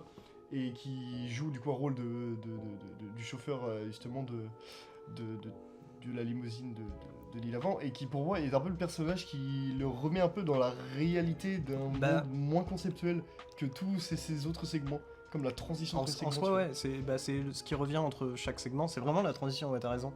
Et tu te dis, c'est la seule réalité dans le film, c'est la Ouais. seule vérité, quoi. Exactement. Tu vois, Bah, c'est même carrément à c'est pour rien qu'à la récupérer. fin, elle met un masque. D'ailleurs, quand elle quitte. Ouais, la ouais. voiture. Oui, c'est vrai. Il y a ce côté de dissimuler son visage et de pas être acteur justement de ce Mhm. truc-là. Et c'est une giga grosse ref aussi, ça. Les ce yeux, son masque-là. visage, non? Ouais, totalement, ouais, mec. ouais. Totalement, mec. C'est exactement le même masque. Ouais. Et quand j'ai vu ça, j'étais en mode, mais c'est du génie. Je crie au génie. Mais du coup, voilà, moi je pense que j'ai fait à peu près le tour de ce que je voulais dire sur Holly Motors. Ouais, moi aussi. Et juste que c'est sûrement l'un des, si ce n'est le film le plus intéressant à voir qui sort de la France. Ouais. Facile. C'est un Oh de mes- non. Ah, Il y a la grande vadrouille. Non, je rigole. Ah ouais, oh, oh. La grande Big patte patrouille. Mais en vrai, globalement, c'est un des films. Après, je pense que ça doit être ça pour toi aussi. Peut-être pour toi aussi. Un des films qui m'a fait ressentir le plus de choses de ma vie, en fait. Ouais, mais c'est Parce ça que qui est c'est un des exceptionnel. films que je préfère aussi sur le cinéma. C'est un film que j'adore et que je déteste regarder en même temps. Ouais. Parce que il y a tellement de trucs à chaque fois avec ça devient désagréable. Et à la fin du film, la sensation d'avoir vu le film, en fait, te procure un truc hyper agréable aussi. C'est super étrange. Vous allez avoir plein de sentiments contradictoires pendant le film et vous êtes en mode mais qu'est-ce que c'est que ça? Bah, c'est surtout qu'en sortant d'Holly Motors, en fait, t'as l'impression d'avoir vu plein de films différents. Ouais. Sauf que Holly Motors le fait avec des séquences qui durent de 5 à 10 minutes, quoi. Ouais, c'est ça. Il le fait mieux, genre la relation entre le père, du coup, entre Denis Lavant et sa fausse gamine, enfin, dans la scène Ouais. après sa gamine, bah, et c'est une meilleure relation que dans certains films de drame qui durent 1h30, quoi. Oui. Donc, Ouais. Acharnement. Et Pardon. c'est ça qui est C'était exceptionnel. Parce qu'en fait, vraiment, j'ai l'impression que c'est un gros flex de la part de Léos Ferrex. C'est vraiment. Le mec, il arrive, il est en mode bon, vous voyez tout le cinéma que vous faites, moi je le fais mieux et en plus court. Ouais. C'est ça. Et je vais en faire plein, je vais faire tout ce que tu peux faire. Même des trucs que t'as pas imaginé, je vais les faire. Mais C'est il a incroyable. vraiment explosé les couilles au cinéma français et les couilles de Denis Lavant aussi dans la séquence. Avec... C'est vrai. En vrai, non, je pense que c'est du faux. C'est une fausse. On espère. Je pense. honnêtement. Je vous dirai ça après. Et si je me trompe pas, son mais, premier rôle à Denis Lavant dans le film, c'est un mec aveugle, non? C'est un clochard aveugle? C'est le premier non, je non, sais le plus si c'est le premier. léprechaun, c'est le deuxième. Non, je parle pas Non, du non, le clochard. clochard aveugle. C'est pas le même. C'est un mec. Oui, c'est peut-être le premier, t'as Ouais. peut-être raison, ouais. Et c'est intéressant parce que c'est intéressant de mettre justement, c'est un jeu qui est basé sur la gestuelle avec l'aveugle. C'est Peut-être vrai. que c'est peut-être qu'il a proportionné Mais tu sais, il est dans la rue, il a une canne. et sur Ah un pont, je putain, crois. avec Ouais. un mode un peu comme d'un vieillard. un Ouais, peu, là. et il est aveugle et puis Ouais. c'est un vieux Ouais, tocard, si, quoi. ouais, oui, si, ouais, totalement. Si, ouais, si. Puis je crois qu'il tape des gens avec sa canne. Ouais, oui. Ouais.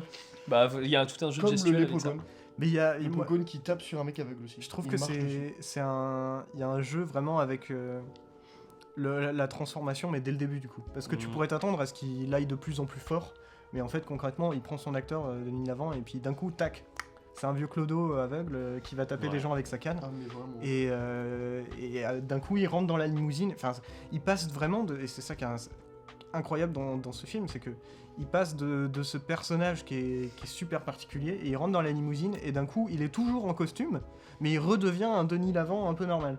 Et Mhm. c'est trop bizarre. Mais c'est ça que génial. moi il y a un truc aussi, c'est le concept très méta du film qui me plaît le plus, c'est qu'en fait son carnet de rendez-vous à Denis Lavant, c'est clairement le carnet de rendez-vous de l'Oscarax qui lui a dit bah à ce moment-là, il y a Discope qui va conduire la limousine, qui va venir à cet endroit-là, tu vas faire ça. Et c'est l'Oscarax est là pour filmer ça quoi. C'est vrai. C'est ça le truc très méta en fait dans le film quoi. C'est vrai, ouais. Mm. Mais moi j'aime bien aussi l'idée de penser que c'est plusieurs réalisations différentes en fait. C'est un monde un peu Zarbi où les acteurs se déplacent en limousine toute la journée pour aller sur plein de films différents. C'est une expansion de ce que l'Oscarax te dit, vas-y, je peux faire tout ça, tu vois. C'est Mm. presque un geste en fait C'est une expansion de son cinéma, en fait, de la vision de son cinéma. mais c'est même presque C'est virtuose. pour moi c'est presque un geste documentaire en vrai ce film là. Ouais, presque. en Parce vrai, qu'il y a cette manière-là, en fait, le truc c'est qu'il va le filmer avec une mise en Documentaire scène, sur lui-même, tout est préparé, c'est de la fiction. Mais il veut suivre le travail de Denis Lavant en soi.